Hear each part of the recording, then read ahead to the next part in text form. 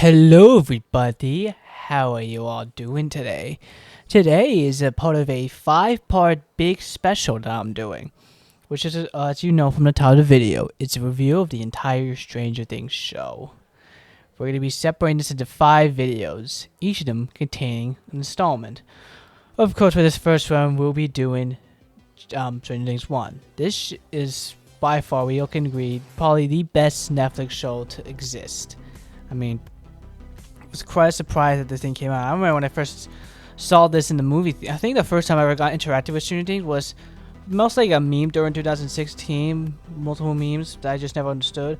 But I think I remember first seeing a trailer of it.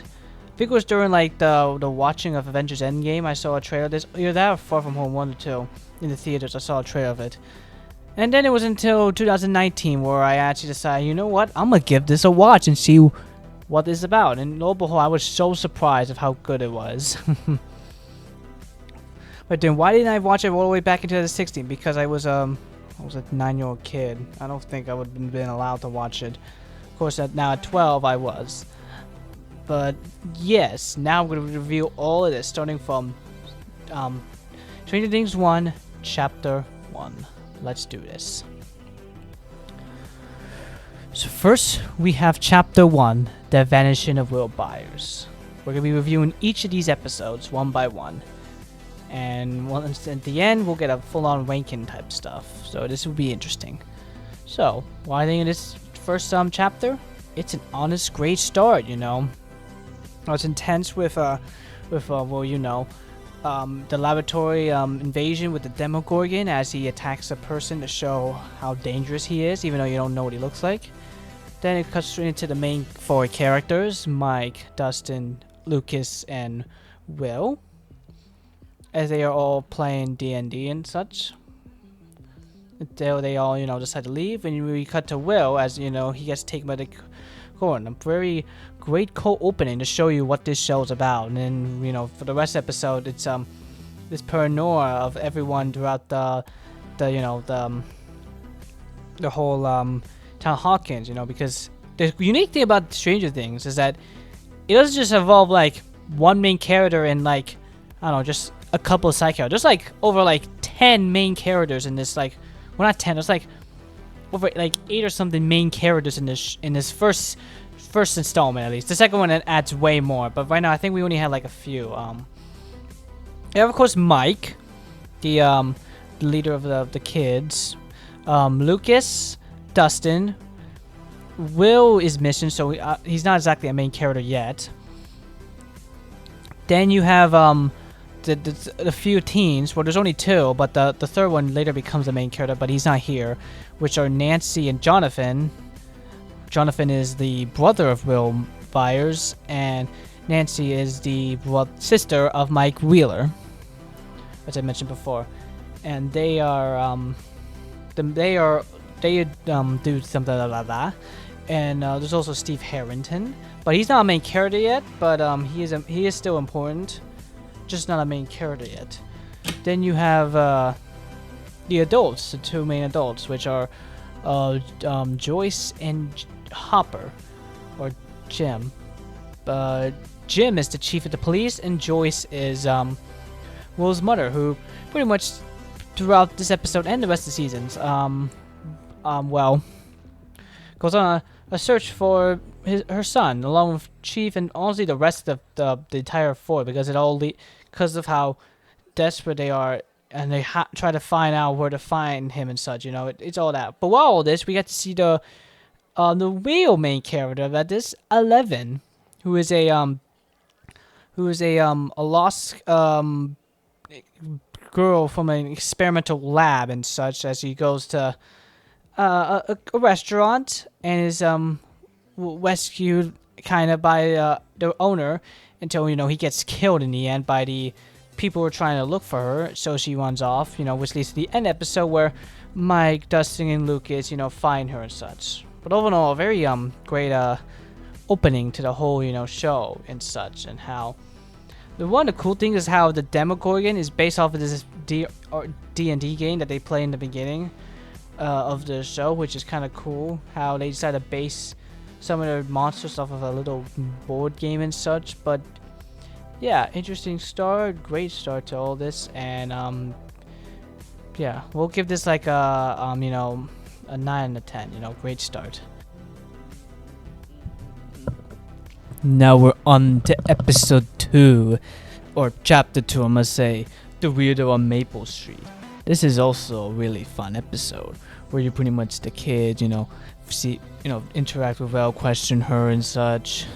You get to learn about her origins, how she was an experiment and such. It's already fun and such, It was honestly just so different when I first saw it as the same age as them, which is probably why I liked it so much, because it was pretty much related to pretty much people, characters mainly my age, which is why I got attached to the thing so much and such. So well, yeah. But other things happen. You have Joyce using the phone to speak with Will because she heard her last episode, which leads to the Demogorgon almost breaking into her house, which is terrifying. A lot of supernatural things happen. Another thing supernatural that happens is during a party that Nancy goes in, her friend Barb accidentally cuts herself, and it's learned later on that blood draws the Demogorgon, which eventually leads to her, getting taken, and that's pretty much how the episode ends. It's very insane and such, and also kind of fun seeing things being put together and such. So yeah, I actually like this episode more than episode 1 and such. Another 9 out of 10. Chapter 3, Holly Jolly. This episode was really, really fun because this is where things, get real and serious and such, everyone, well, first of all, with the cold opening with Barb straight up getting abducted and taken and, because now we know, killed. And then, of course, you get just into how the kids are going to try and find the Demogorgon, because they now think the Demogorgon. Well, told them that the Demogorgon is after Will, so that's what they do in this episode. You also get to see Nancy encounter the Demogorgon for his first time when she goes back to Steve's house to find her. But of course, the big thing was when Joyce puts in the Christmas lights, and she learns that she can communicate with Will with the lights. So she puts on the alphabet with paint in the walls to communicate with him. But first, he says he's right here, and she doesn't understand because, of course, they don't know about the Upside Down yet. And then he straight up tells her to run, which leads to the Demogorgon straight up busting into her house and almost about to kill her before she ran off. And of course, ending off with them finding Will, or at least they think it's Will. When we learn next episode, it's not, which will lead greatly into the next episode. Chapter 4, the body. Ignore the live stream happened in the background, but yes, the body. This isn't as intense as episode 3, but we definitely got some cool things happen.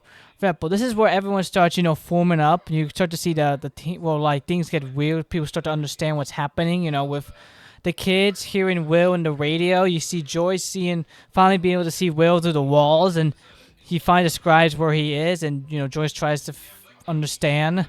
Nancy and Jonathan team up and figure out and finally see the Demogorgon and figure out that Joyce was right about Demogorgon existing. And Hopper also finally figures out there's something going on where he after Joyce said that's not the dead body's not Will, he goes in, breaks into the morgue, and sees that the Will thingy is a plush, a stuff. It's like it's fake.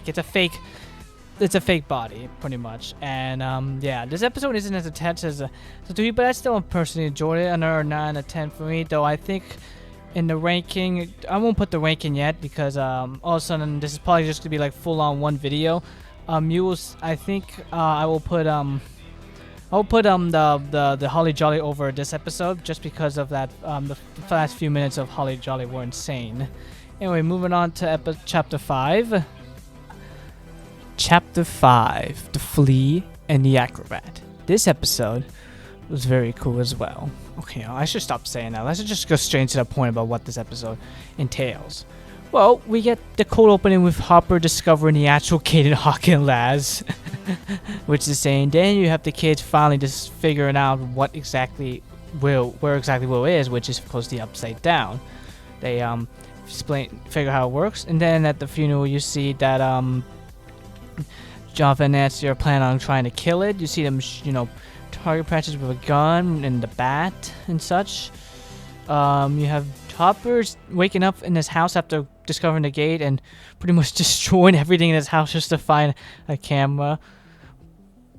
And what else is important? Oh, you get to see 11 seeing the Demogorgon for the first time while spying on Russians, I think. Well, at least she was supposed to spy on Russians, where in reality, I'm pretty sure, as we know in Season 4, Brennan was just looking for Vecna. At least that's what Al now thinks was happening during that time.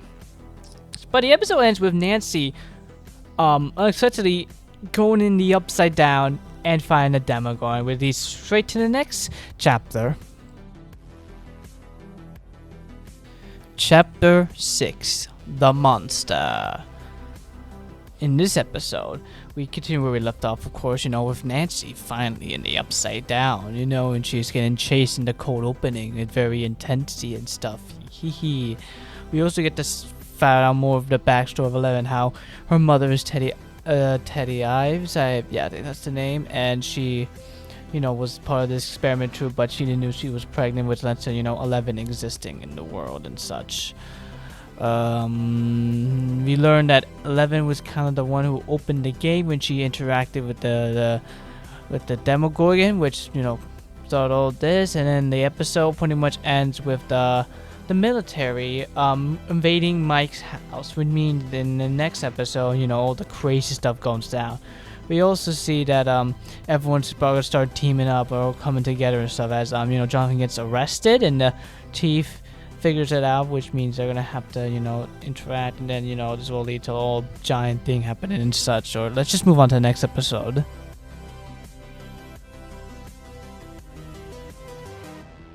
Chapter 7, The Bathtub. I'm gonna make this quick because the episode's also actually pretty quick. Yeah, it's the shortest episode in season 1, I'm pretty sure. Yeah, it is. It's pretty short. That's because it's just setting up the final episode where pretty much it's actually really intense despite being short. Well, the beginning is really intense because now the FBI knows that it's the kids who are hiding Elle, so they pretty much go after them, and you have this sick moment where Elle just pushes the fan up into the sky. Wee! All epicness. And then I was gonna be on the run, which then leads to Hopper and Joyce seeing the teens in the the police department because of what happened and such. What else did he say? Alright, they eventually all meet up because they realized, Hopper realized from Troy, who was messing with the kids in episode 6, that Elle's with them. And they try to convince them with the walkie-talkie, Will's walkie-talkie, to decide to tell them that it's okay and they can, they're gonna bring them safe, and which they did. Which leads to them, everyone figuring out what the Upside Down, and everyone's all teaming up and stuff, which leads to Elle going to find Will and Barb, right? Will and Barb, and when that happens, first it doesn't work, but then it leads to the bathtub and such, where they go to the bathtub, they find out where they are, they learn Barb's dead, and then Will is alive, and that leads to Hopper and George going to the lab, but they get caught, and then Nancy and Jonathan want to still kill, the beast, and yeah, that's it. Really, nothing else. Yeah, it's a very short episode, but it's a really good short episode because, we finally see everyone teamed up, and it's so cool. Yeah, but now into the really, really intense episode, Chapter 8. Chapter 8, The Upside Down, the finale of Season 1. Yeah, it's definitely the best episode out of them all, just because it's pretty much just jam-packed action after action. Well, not the first, but the cold open is just George and Hopper finally entering the Upside Down to find Will, which is what they pretty much do. But we have pretty much two crazy scenes that happen here that last for actually for over 10 minutes. Well, they're not 10 minutes in a row, it was just separated throughout or something. But I think the amount of time, if it was all conjoined here, it was 10 minutes each, maybe. I don't know. Pretty much, Nancy and Jonathan are going to lure the Demogorgon into Will's house to put on the bear trap and set it on fire. But Steve comes in because, you know, he wants to apologize for the things he, you know, did throughout the scene, which I didn't mention because they weren't exactly important for this review. I guess somewhat downward. But this is where he really shines, where he doesn't become a fan favorite yet.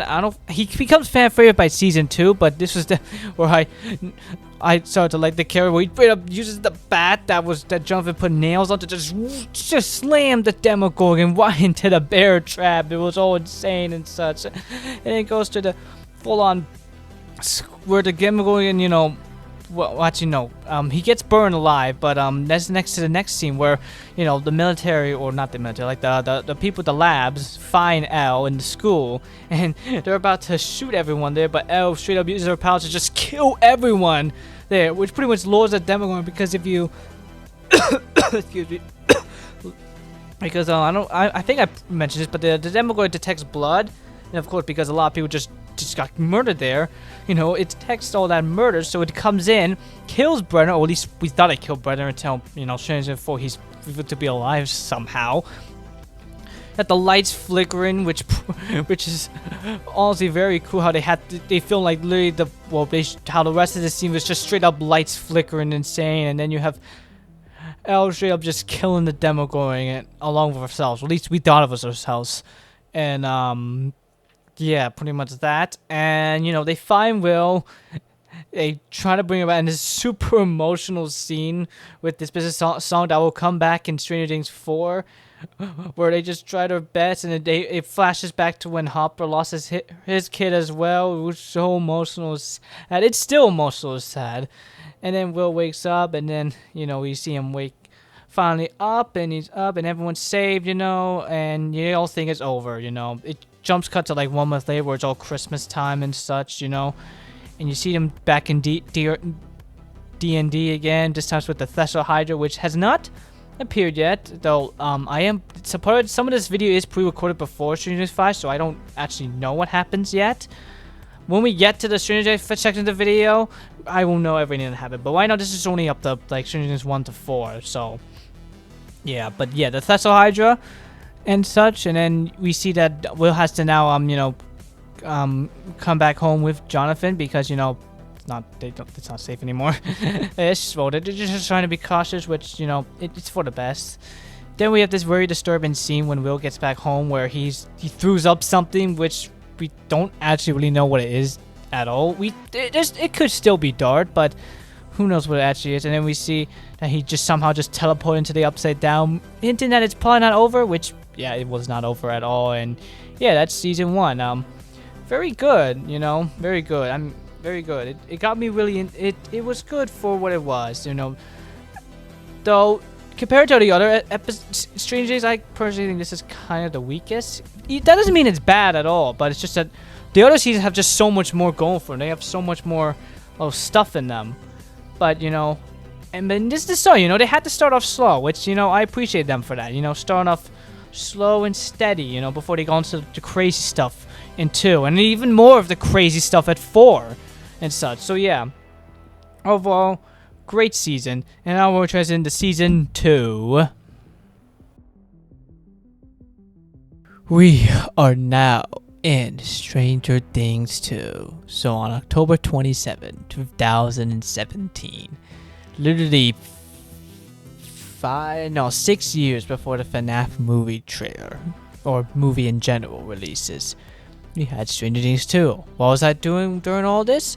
I was just impatiently waiting for FNAF 6 because I was so confused on what was going on with FNAF 6. But yeah, moving on from that, yeah, this is probably and still my favorite season.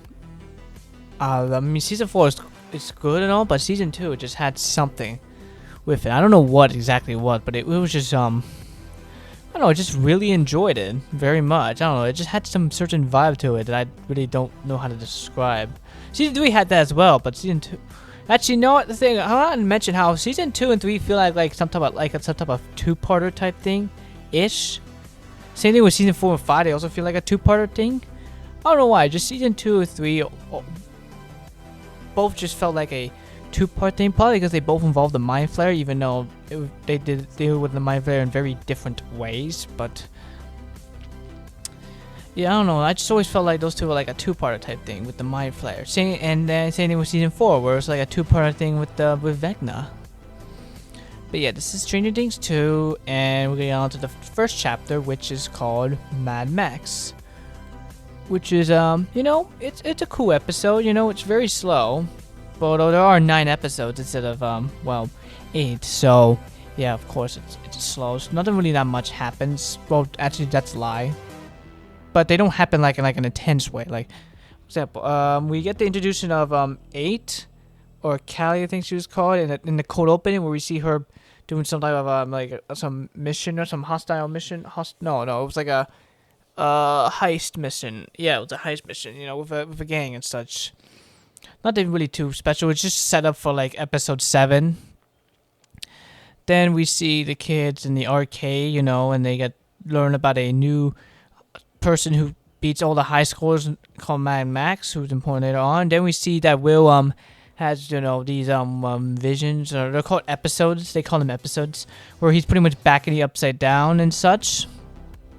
You know, it gets way worse later on, but yeah, we get introduced to pretty much the 4 new characters in this show, which are all in this first episode. You have Murray, he's an interesting type of detective. He's an interesting detective, I guess you could say. He's investigating what happened to Barb, but of course no one knows that she's dead yet. Then you have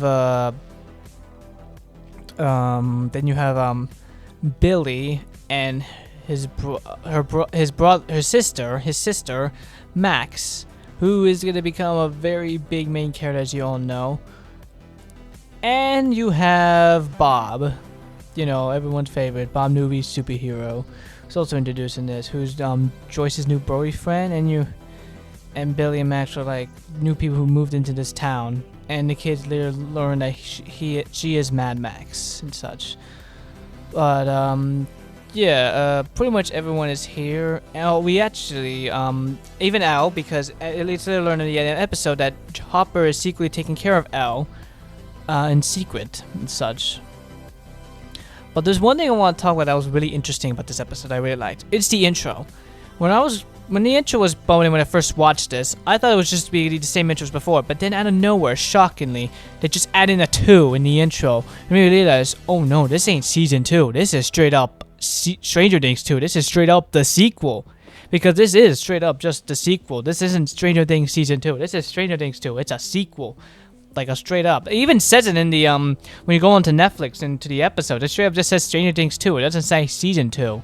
Which I really like very much. It's very unique compared to other shows and such. But yeah, very fun episode. Nothing really that much to say because it's really nothing else. I mean, it does enough of little setups for VGF. I'm ramming too much. It does set up certain things. You know, we do see the mind flare in the end of the episode where Will has another episode. We also hear something in Dustin's trash can, but that's all later stuff. So we'll just transition to that in the next chapter. Chapter 2, Trick or Treat Freak. This is the Halloween episode, where everyone gets to dress up at Halloween. Specifically, the kids are Ghostbusters. Why? Because I'm pretty sure this was during the time when that movie was popular and released. But that doesn't really go well with them because for some reason, everyone else did not wear costumes. For some reason. It's never explained why. There probably is an explanation, but I just don't know it. But yeah, no one wore costumes. Well, no one else wore costumes. And this is where they invite Max to trick-or-treating with them, which, we see later Mike is not approved. Because why? Because he is, it's a bit emo this season. Mike is pretty much throughout all of it. And back to point is, we get to see, Will, draws a picture of the mind flare that Joyce instantly recognized was in her pretty much which pretty much took place where she was or lived, at least a field of where she lives. And you know, Hop reveals that they're not nightmares, that it's flashbacks and such, which makes sense. But yeah, we pretty much see Elle origins of her, escaping the Upside Down, because that's pretty much where she went after she died. She crawled out of some hole, some gate, like a mini gate, to say, by, well, it's more of a hole, where she pretty much realized she could enter into it, and then she just make the hole bigger and enter in, and then she learns that she can't go back because they made her a Russian spy. Pretty much they put in a lie that where she's pretty much a Russian spy, so that, she could be chased after and such, They faked that. They pretty much covered everything up of what happened and such. That's why she's on the run throughout the whole woods, and, she tries to survive as much as she can. Then out of nowhere, she finds Eggos. At least in some type of bin. She takes them and leaves so that she can eat them. Later on, we know that Hopper is going to eventually raise her and such, which pretty much we see where, Elle wants to leave by pretending to be a ghost, but Hopper does not take the risk. So yeah, pretty much that. And what else? What's that? What's really important? Oh, Will does have another episode again. And this time the Mind Flayer gets closer and closer to him, and yeah, there's really nothing else that much. Say, actually no, there is one more thing.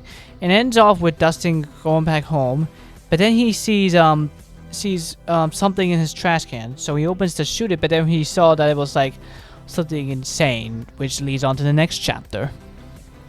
Chapter 3, The Pollywog. This is one of my favorite episodes from this season. Why? Because it's the introduction of what would eventually become the Demo Dogs. But starting off with Dart, who Dustin discovers in his trash can, and he pretty much adopts him.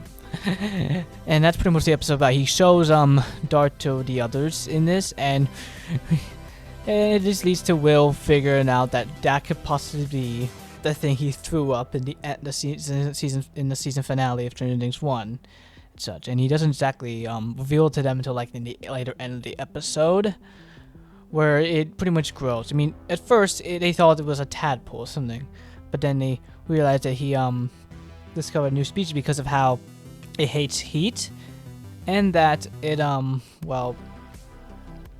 it doesn't need water because it looks like a tadpole, which is right. And polywog is another word for tadpole, it's such. And and then it grows into like this weird like frog thingy. I don't even know how to describe it. It's a weird frog. It's really really disturbing. It's like a frog with a full-on circle-like mouth.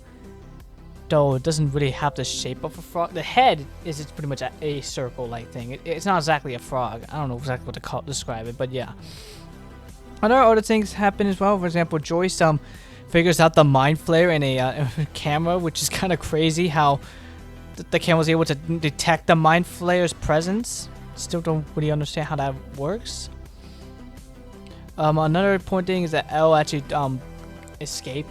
Well, left the cabin and went to the school and almost got discovered by the others while they were searching for Dart, because he kind of escaped from the Ghostfire trap that Dustin put him in. And in the end, when Will pretty much found him, he has another episode, and he tries to run again. It was in the school, but because of some advice he heard from Bob, where he should just stand his ground and go away, he tries that with the Mind Flayer, but it doesn't work, and it ends up possessing him. Pretty much what happens in the end of the episode, which once again leads to the next one. Chapter 4, Will the Wise. This episode is about Will being wise. Okay. What that really means is Will. This is where Will starts acting, strange, because he's possessed by the Mind Flayer. That's what happened. So after he's returned home by his mother, weird changes happen to him. Where pretty much he feels he's feeling cold, and then he spats out how the Mind Flayer likes it cold, and then he talks about how he keeps having visions of these guys are like things like tunnels, like killing or doing other things. Like he sees the Mind Flayer, what he's doing, and then Joyce gives him the idea to draw it all out, and he starts drawing out what Hopper figures out were the tunnels and of the upside down the world, which Hopper decides to go on his own to do that to investigate, which pretty much ends that episode. But before we There's another thing. There's like a few things that happen. For example, Mike now tells everyone, the kids, what happened, and they're still looking for Dart, with Dustin secretly having him, not telling anyone. Nancy and Jonathan try to tell Barbara's parents what happened, but they end up getting caught by the lab, and the lab people try to explain to them that they have to keep it hidden, or else the Russians will figure out. But they don't listen to that, and they instead recorded everything he said, and they want to leave Hawkins to try and burn the lab to the ground. Elle, while having a big fight with Harper, while cleaning up, that is, discovers some tapes involving her mother, which leads her to her path for pretty much the second half of this whole season. But the main important thing is how when Dustin comes back from school and he discovers Dark, he sees that he molted, which is another one for shedding your skin.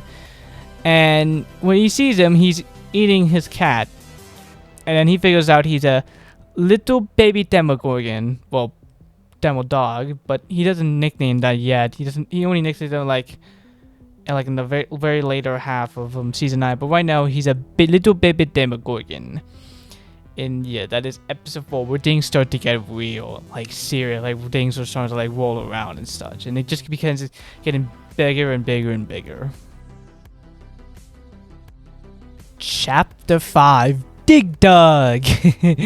Yeah, this episode is based off the title is based off of the video game Dig Dug. Well, not video game, arcade game Dig Dug that was mentioned in the first episode.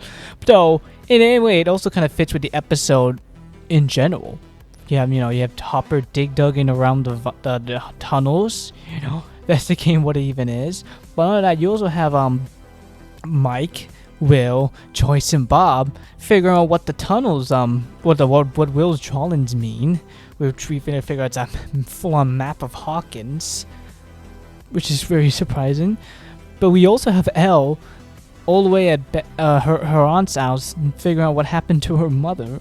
But we also have Nancy and Jonathan figuring out a way to shut down the entire laboratory, which I've actually noticed now it's shaped like an X or a plus sign, one of the two.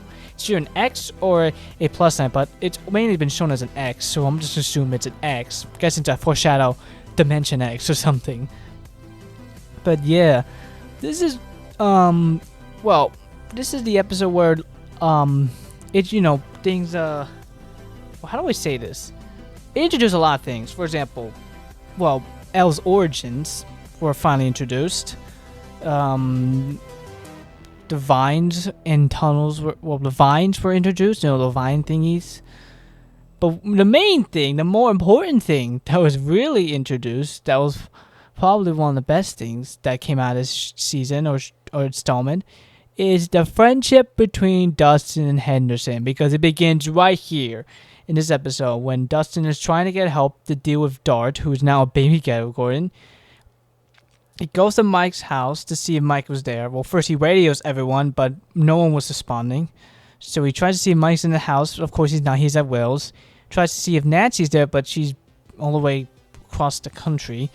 But then Steve pulls up to try and apologize to Nancy. But before he even could, Dustin straight up says, "Are you busy?" Well, no. He says if those were for the weird parents, and he said no. And then he said great. So he just takes the roses.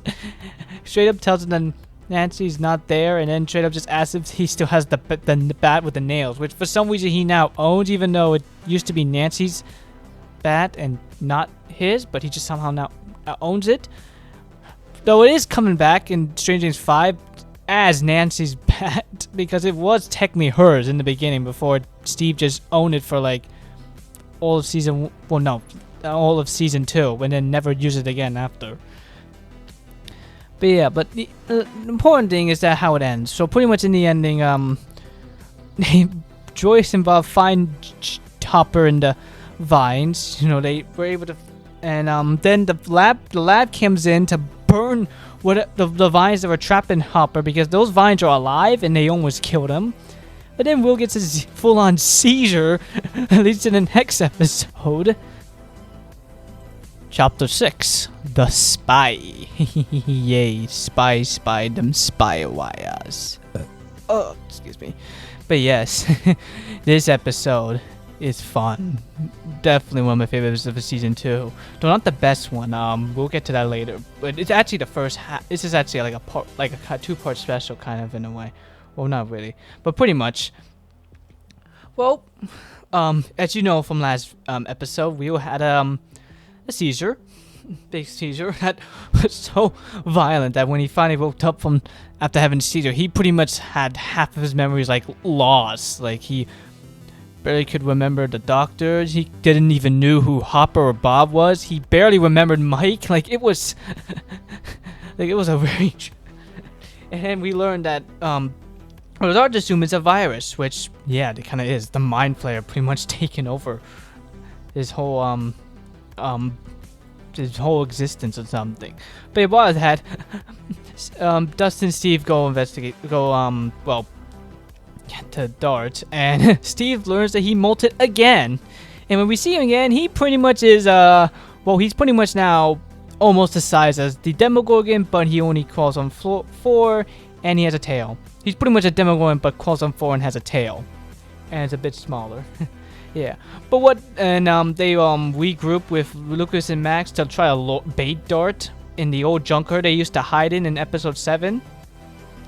And but what they didn't realize while trying to bait him is that there are multiple of them. Yes, there are multiple of these baby Demogorgons.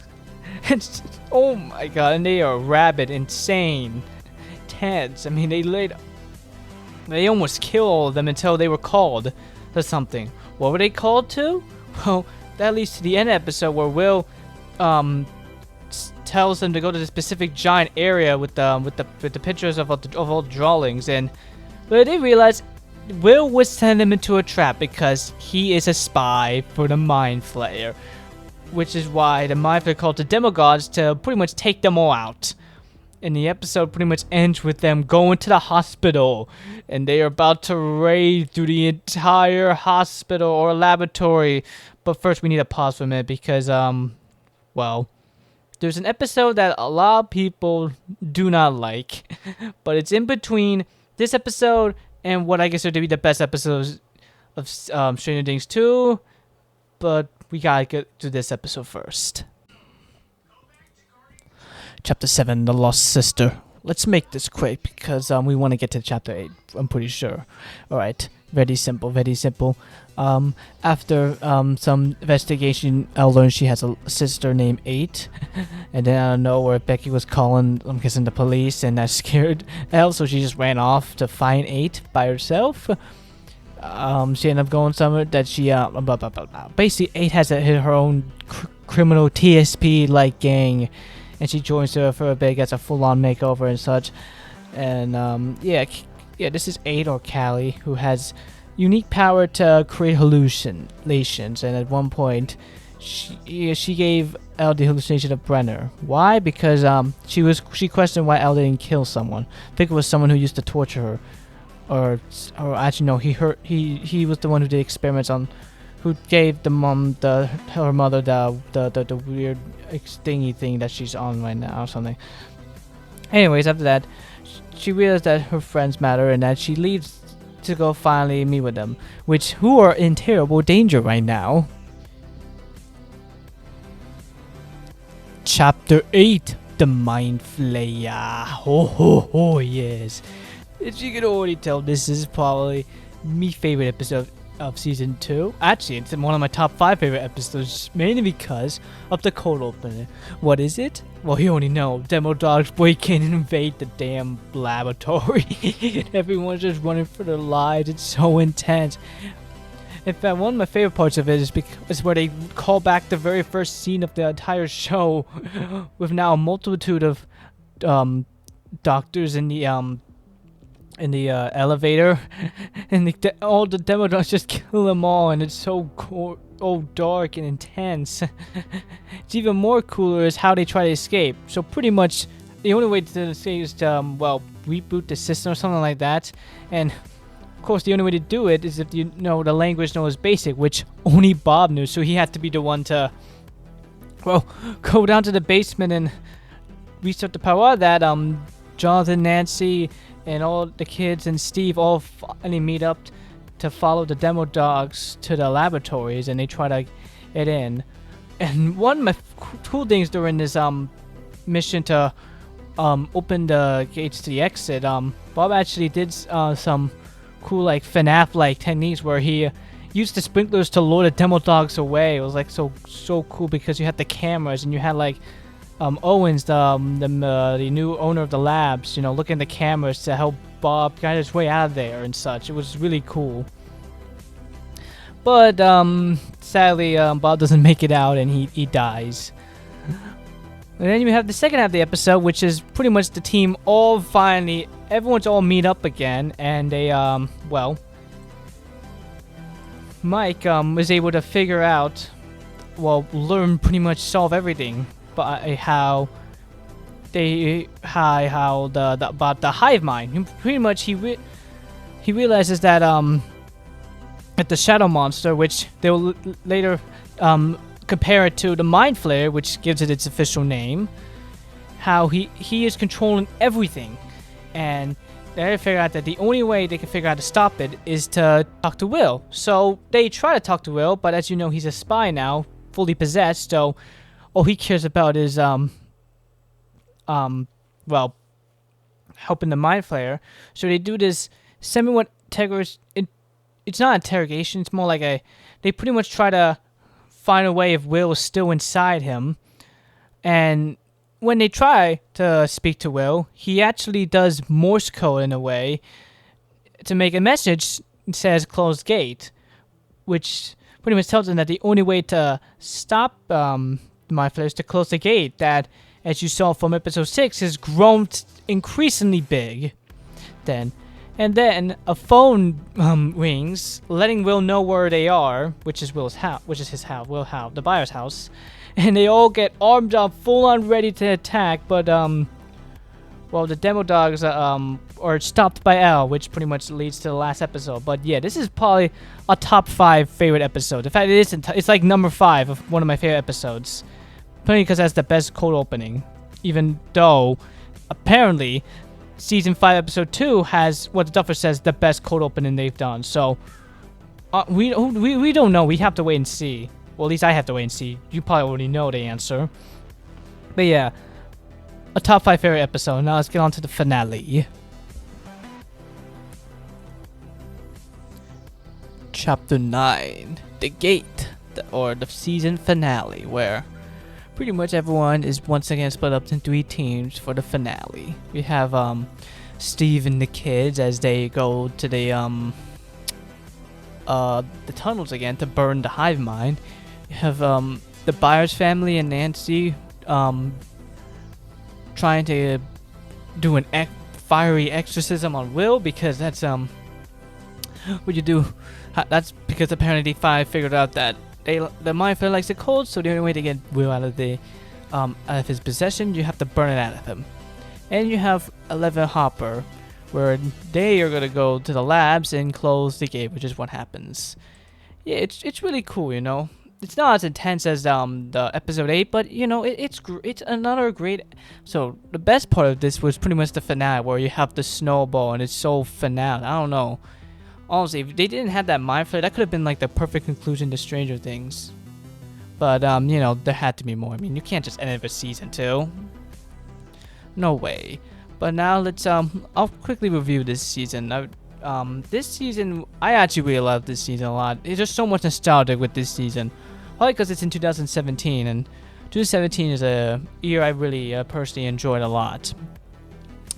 Probably because so yeah, that's. I'm twisting my words so much. I'm so sorry, but yeah, I'm not sure this is my favorite season. That's what I've been debating for a while. Either this one or season 4 is my favorite. It's hard to choose which one. So, and when season 5 comes out, or actually when we're at the end of this video, because I don't think we're nowhere near the end of this video at all. This is gonna be one of my very long videos. So yeah, but I can definitely say my favorite episode was the Mind Flare episode, with the gate being a close second. But overall, yeah, you know, pretty good season. And now we're moving on to the most 80s like season in my opinion, which is Stranger Things 3. As most of you should know by now, 2019 is what I consider the best year of life. At least the best year of my life. It was my favorite year. You know, you had Avengers Endgame, you had Kingdom Hearts 3, and Spider-Man Far From Home. All the best movies. Pretty much pretty much the best movies and such. And it was honestly the last year that felt normal to me. Or pretty much to everyone. It was the last final year of joy, in my opinion. I don't know why that is, but anyways, of course, Stranger Things had a season come out in the best year, and honestly, yeah, Stranger Things 3 is just something else. There's just some whole different vibe to Stranger Things 3 compared to the other seasons.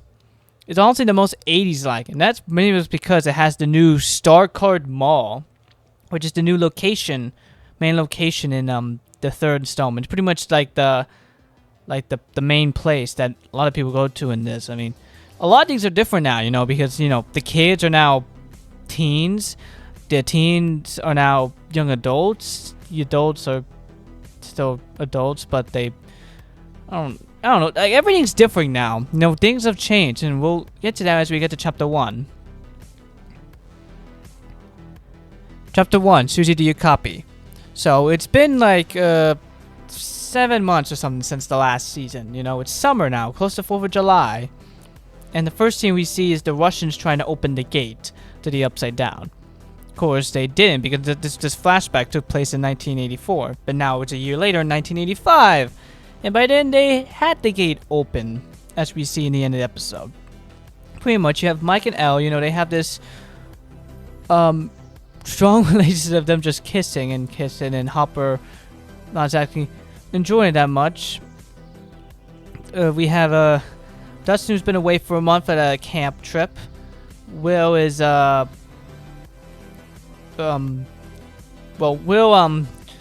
the episode we see still has the mind flare, at least something about the upside. He has this new ability where he can sense the mind flare close by, and he senses him twice throughout the episode. One time when he starts forming, guessing when the Russian gate opens, and another time when rats are coming down to get, how would I say, like their flesh just explodes and stuff, and they become something dangerous and such.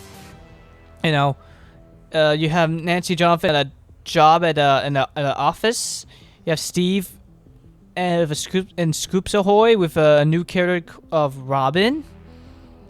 You have the entire town of Hawkins pretty much abandoned. At least that's what it looks like, because the mall's just pretty much taken over most of the spot. I mean, as you see of where Joyce works, there's barely anyone there. And you have Billy, who's back in the pool, who was he's actually really important, because in the end of the episode he gets mind flared. He gets taken over by the mind flare, as we see in the episode.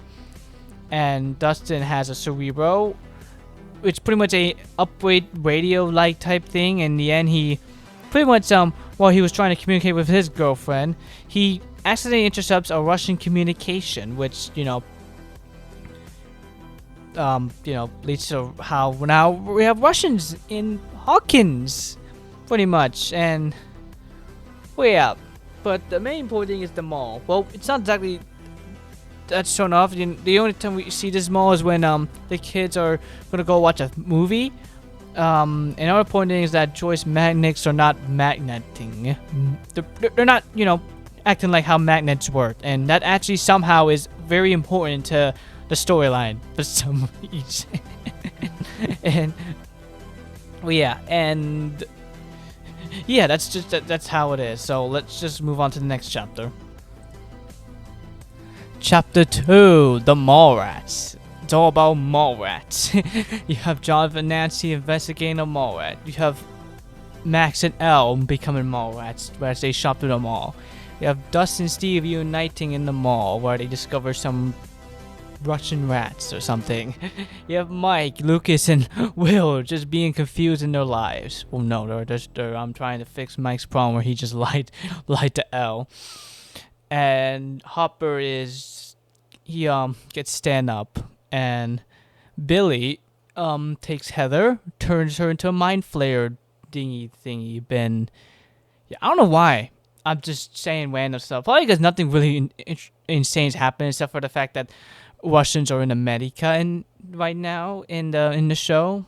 The show, evil Russians, they're there about to invade, but really not that much. And that Billy is now main 9 Flayer boy. There's really not much to say. Really, it's until episode 4 where things get like real serious. So let's just get to chapter 3. Chapter 3, the case of the missing lifeguard. Once again, it's like before. There's really not that much, but there actually is a few highlight moments I want to talk about, which is probably the most depressing scene of the whole show, which is Will Byers in this episode suffers through a lot. And no, I do not mean like mind flare like effective, but I mean like real life like type suffering where, well, pretty much he tries to get his friends to play D&D, but they are not interested, and he straight up just had it. He just had it with it. He just went home in the rain, and then he's in Castle Byers, and he's reminiscent of the Plaids, and he's like, you know what, screw the Plaids, and he just straight up wrecks Castle Byers. The thing that Jonathan says they took all day and night to finish in the rain, and it's sad how once again Will in the rain just now destroys the damn thing. Probably one of the top 10 saddest moments of the whole show, which is why. But other than that, not that much happens. They figure out where the Russian base is, or the entrance to it. Dustin, Steve, and Robin Hood.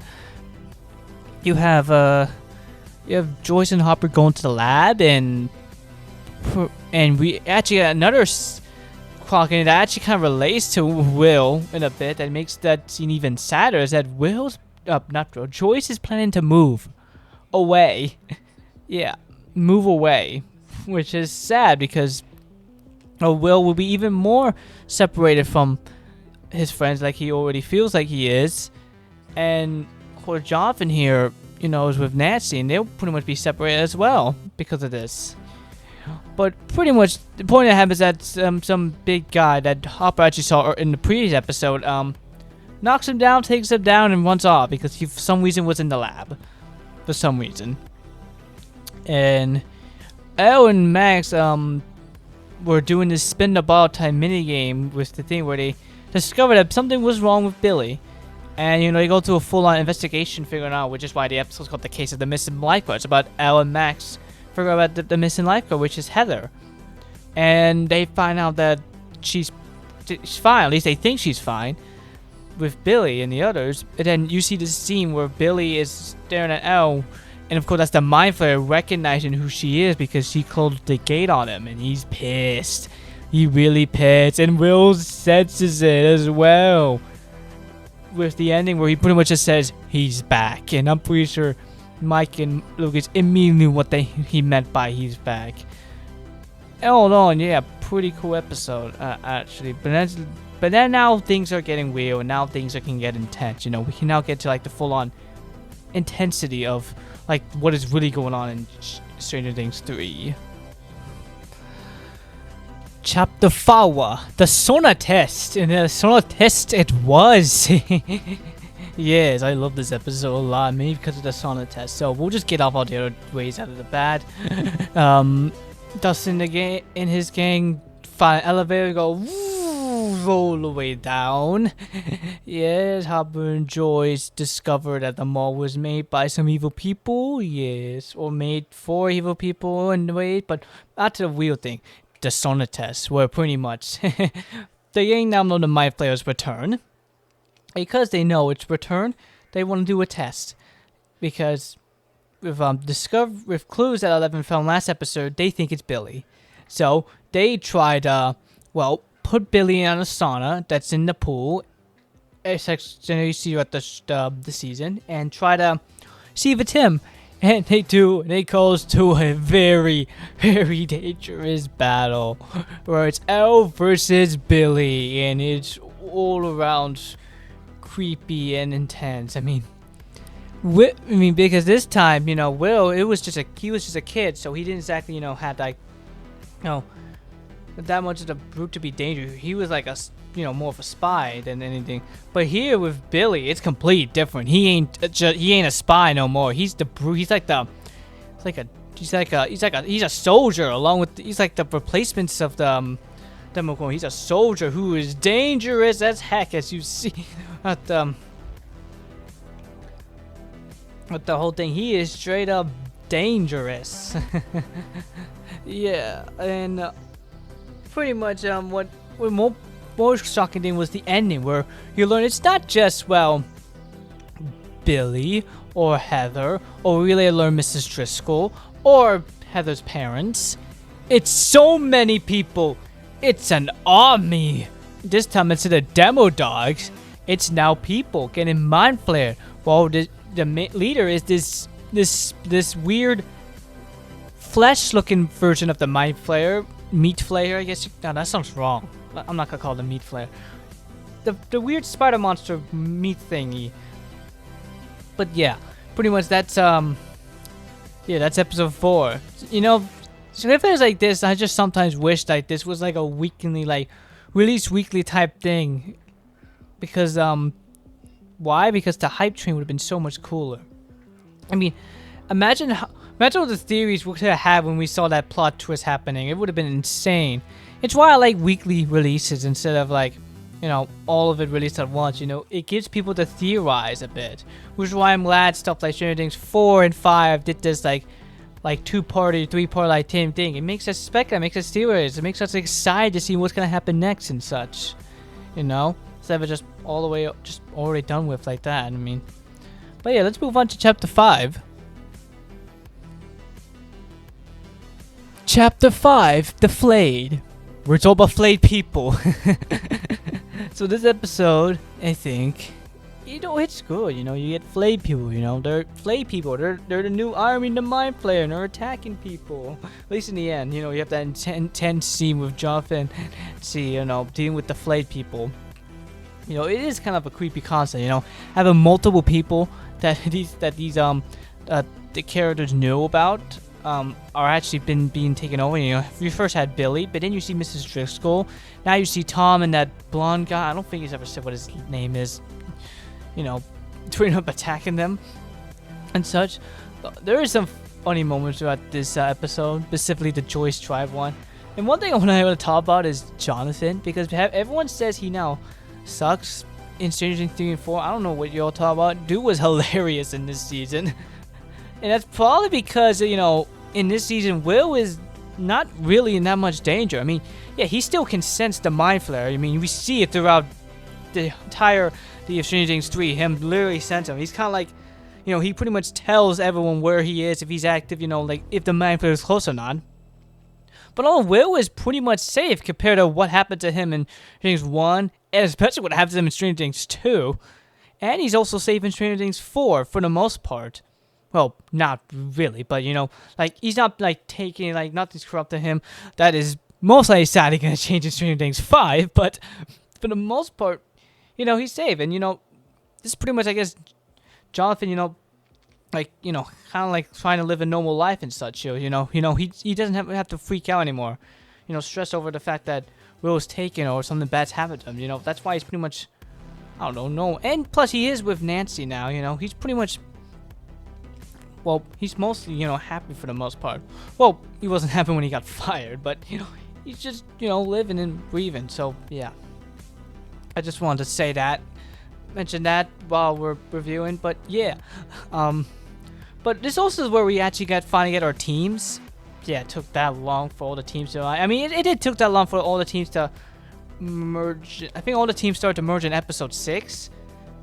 Here they all merge in episode 5, and I think the first one they all merged by episode 5 as well. Yeah. In these shows it takes a while for the full team to like finally converge. And here these are like 3 teams throughout the rest of the show. You have, and they're actually pretty interesting. Well, most part.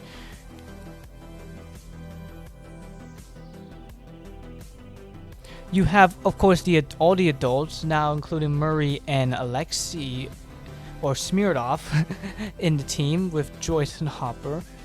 Then you have the Starchroma, or the Scoops Troop, as they're called, Scoops Troops team, as they're called in the finale.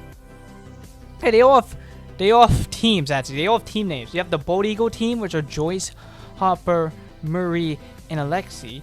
You have the Scoops Troops team, which is Dustin, Erica, who is Luke's sister, Robin, and Steve. All in the Russian underground place, and they discovered a gate in this episode. And then you have the Grizzly something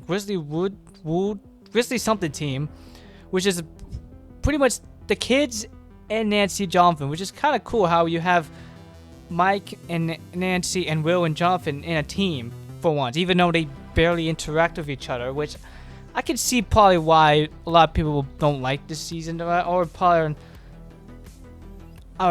why people aren't exactly I don't know what I'm saying. I'm just saying, like, I can understand why some people probably don't like the season, or you know, such, because you know, you finally have Nancy and Mike in a team and Jonathan and Will in a team, but in there they barely interact, pretty much. I mean, yeah, you do have one scene where Jonathan is concerned of Will when Nancy's asking if Will might not be safe, but oh no, they really do not interact at all, which I can understand why people actually do not like this season that much. But you know, it's still cool seeing them all team up and such. And yeah, in the end, we got this giant monster thing that was created out of people's flesh, as we saw, which is so disturbing. So disturbing. How is this PG-14, TV-14? Chapter 6. Eproblist unum, which translates to out of many, one in Latin. Which I'm guessing that's a sentence for, out of all of them, Billy is the one they chose, or something like that. Billy's like the most important because he's the only one who survives. Yeah, pretty much. This episode was really interesting. Well, we get to see Billy's origin story. Everyone now knows what's going on about how the Mind Flayer is back. Everyone knows. Well, they don't know exactly how, but you know, the Scoops Troop and the Bold Eagle team all now know what's happening now, which is great. So, yeah, that's something. And what else? Oh well, they now know where the source came out. It's this random warehouse that I don't know why it shows there out of all places, but yeah, that's where the thingy thing was created, the meat flayer. And in this episode is oh god, well. Remember that monster thing that that's formed in the hospital? Well, Elle fought it. It retreated to its source, merged with the giant meat flare spire thing, and then Billy says time. And so when when Elle decides to go into his mind, and he reveals that the reason why the army was raided was for 11. It was all for 11. And after Billy is done messing with her, everyone else, the entire army except for Billy, comes to the warehouse and they just melt. They just melt to fleshiness. It's so disturbing. It's so disturbing because it's everyone, men, women, and children. It doesn't matter. He just possessed whoever he wanted and just destroyed their guts into like that, and they just form into the giant spider who's now like fully transformed into this. He's fully complete, and now he's on the run, going to he's going. Well, he's going to kill 11 now, pretty much. Transitions into the next chapter. Chapter 7. The bite. Yes, I had to make more play because you all know the bite of 87 meme. But yeah, it's about a bite, and oh god, you know, there's one thing I really, really, really hope happens in Stranger Things 5. That there is a bite of 87 reference. I don't care how cringy it would sound. Someone needs to yell out the bite of 87. Like, I just need to see that happen. It would be absolutely hilarious. Come on. Oh, hell, have Markiplier yell at it.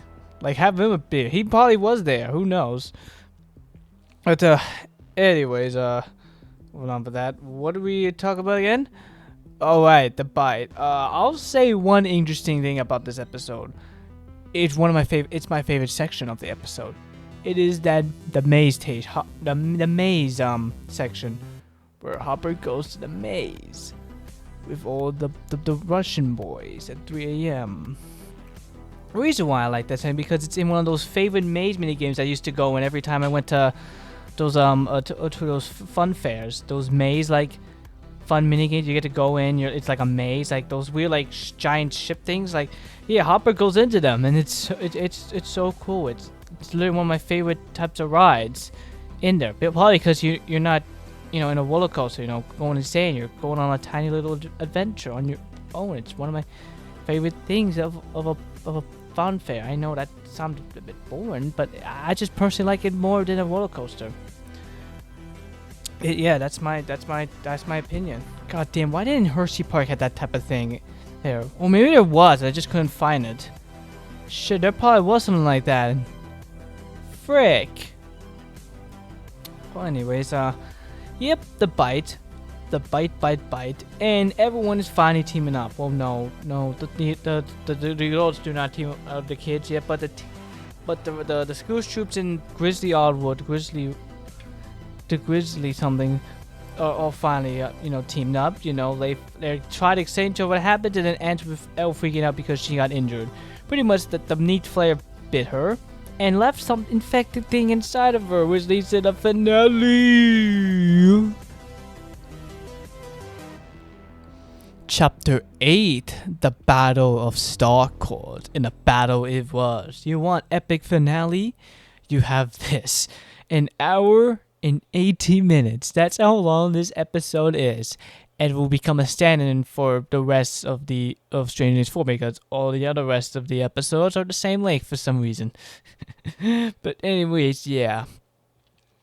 Yeah, this episode's insane, I mean, well, I like the Mind Flare episode so much. I gotta have to say this one's much better, mainly because it's just how finale it feels and just how epic it is. I mean, and plus, it actually does live up to the title of or the slogan of this whole show this season, because if you look at the poster, the slogan is "One summer can change everything," and yeah, everything changed because of the Mind Flayer and the Russians. Because here, Billy dies, Hopper is presumed dead, which leads to Joyce, Will, Jonathan, and Elle moving away to, what was it, Indiana or something? No. They went to somewhere. I forgot what it was. I forgot where they went. I'll figure that out. But pretty much everyone now meets up, and they're back, separate again with the same team. Even though I kind of would have liked it if the team was a bit,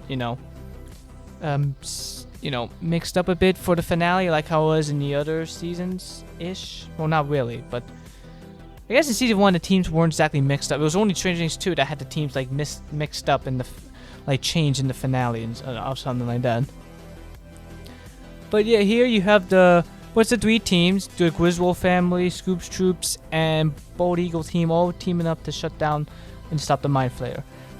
Well, really, it's just the Bald Eagle. The Griswold family were just supposed to get out of there, but Billy disrupts them. But what Bald Eagle is doing is going down to the the Russian base, while Scoop Troops navigates them on their way to the thing and shut down. But of course, it doesn't go well. Of course, nothing always goes exactly how it's planned. But yeah, I must say, and it's very finale. I mean, I remember being so emotional when I first saw this for the first time back in 2019. And this was also the last episode I was able to binge before I had to wait 3 years long review all, because I first discovered this show back in late 2019. I'm not sure if I said it, but I'll say it now. And yeah, it was something. I tell you, it was something. Watching these 3 seasons for the first time. I guess that's why I have some nostalgia with these 3 seasons specifically. They were the first ones I saw, and such. So yeah, and this would be where I have to, and plus there's a post-credit scene in this. It's a very cool one where you have a Russian prison, and you hear the Russians, or say not the American, which led to people thinking Hopper was alive, and you have this prisoner here get eaten by a Demogorgon, which gave me a lot to think about what was gonna happen to Stranger Things 4, and I guess not just me, but a lot of people. And the crazy thing is, we were all wrong. We were not expecting what happened with Stranger Things 4, but yeah, overall, Stranger Things 3, great season. Love the summer feeling it had throughout the, the show, very cool, very gory, I must say, even though it gets worse from here. But yeah, I was so shocked about the things that happened in this season. And I'm honestly shocked that my 12-year-old son was able to handle all this. That's shocking. Yeah, all forwards to the next season. It is May of 2022. In my birthday, I had two beautiful things that came out. May 6th, besides we're not there yet. May 6th, I had two great things that came out on my birthday. The Multiverse of Madness and Public Playtime Chapter 2. So, they were more on the more controversial side on that matter.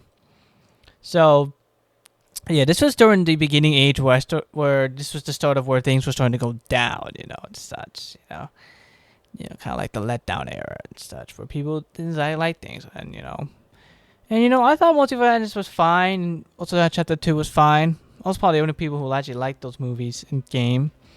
But that weren't the only cool things that were to come out in May. In the end of the month, on May 27th, out of nowhere, shocked me to my core, because at this point I was kind of in like this drought where I just forgot a lot of things because of 2020 and such. Stranger Things 4 came out. Just like that. Like, it just... Like, I swear, like, some point, like, when COVID hit, I just forgot all about Stranger Things, which is honestly sad. But thankfully, May decided to bring it back to its all glory with 7 episodes. Yeah, 7 episodes. Why? Well, there's a plot twist with this. Well, apparently because this season was so insane that they had to split it up into 2 volumes.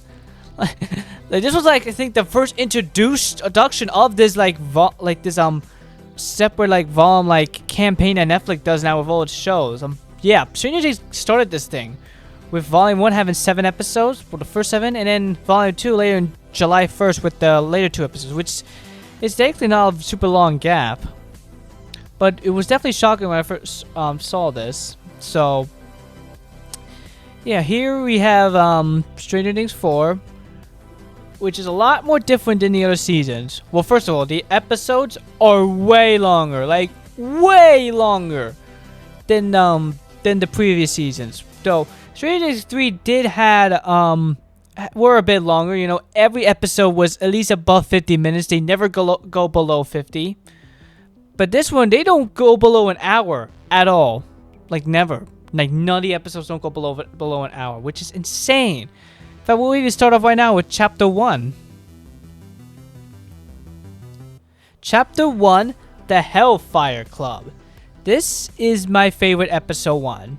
It's so favorited that it's the same length as the Season 3 finale. I'm not even joking, they're the same length. For some reason.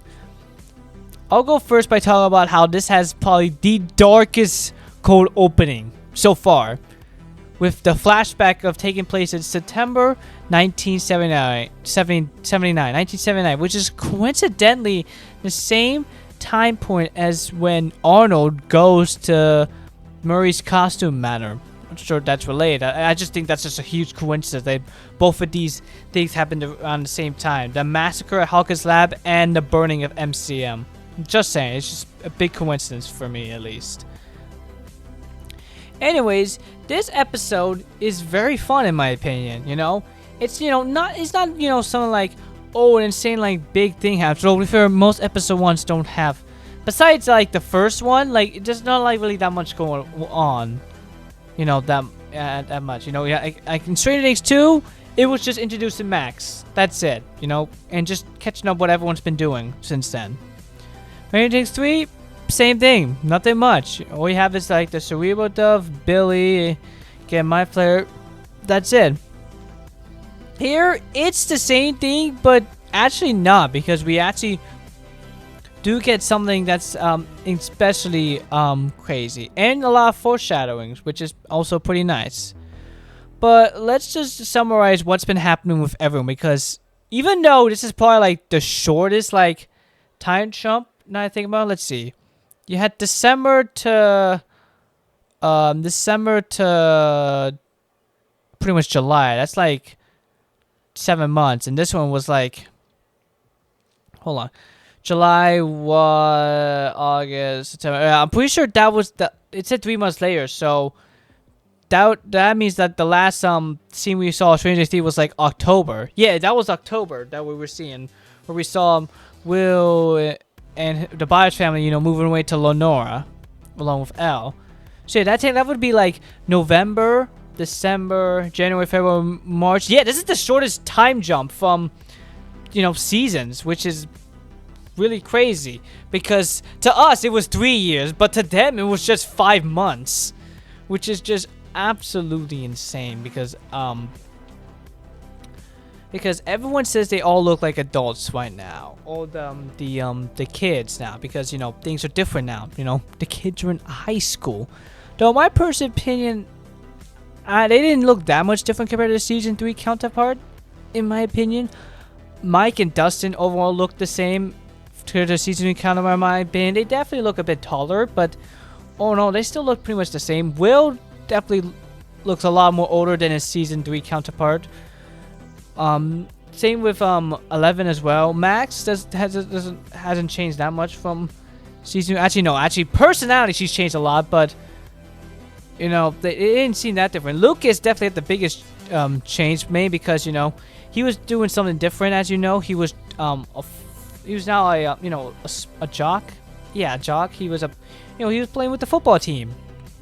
And that's relates to why I like this episode so much. It's very campy. Is that the right word to talk about? Say it? Yeah, it was very campy. You pretty much had this big disaster where Mike is about to leave to visit Elle to Lenora, and what was actually not important that he had to get back to. Well, the main important part was that they all are now in high school, and as it said later on in episode 2, they don't like it.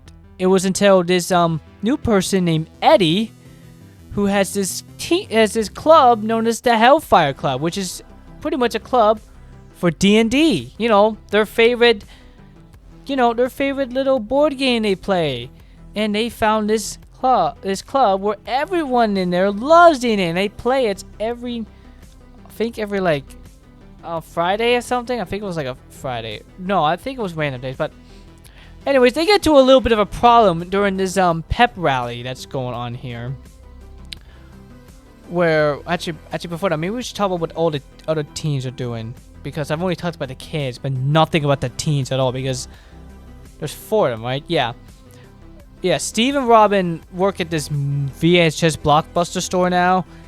Nancy is now working at the school paper, and Jonathan is working on a construction site with his new friend Argyle. And Joyce discovers a doll that reveals Hopper's alive. Even though a teaser kind of spoiled that. Even though I kind of wish they their best to keep it a secret. I know they probably wouldn't be able to keep it a secret, and everyone already knew Hopper was alive just from that one hint of the American. But still, part of me wish they kind of tried to keep it a secret. Kind of like how they somehow kept the demo dogs a secret throughout the marketing of Stranger Things 2. But that's just my opinion. Anyways, back to what the plot of the episode is. It's very simple. In this pep rally, we have this the main leader of the basketball team, Jason, I think, talk about how it's been rough since summer with the mall. The mall accident, which is sadly claimed as a fire, pretty much.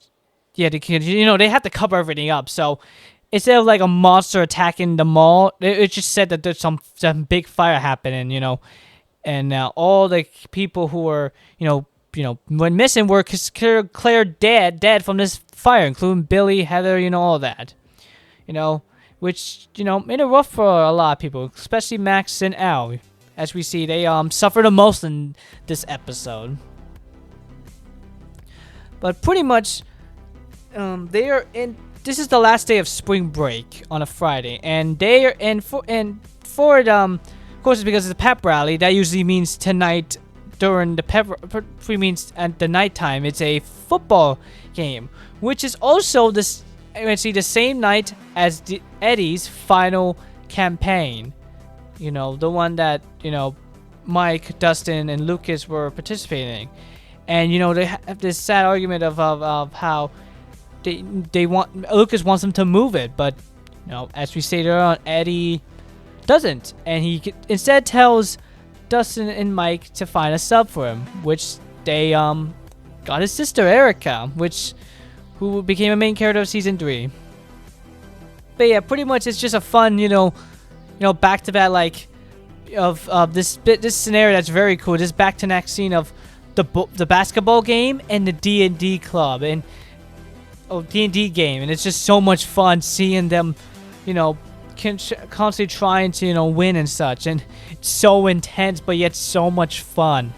And it's even more fun with how Lucas helped them win the basketball game, and Erica helped the D&D club win the D&D game.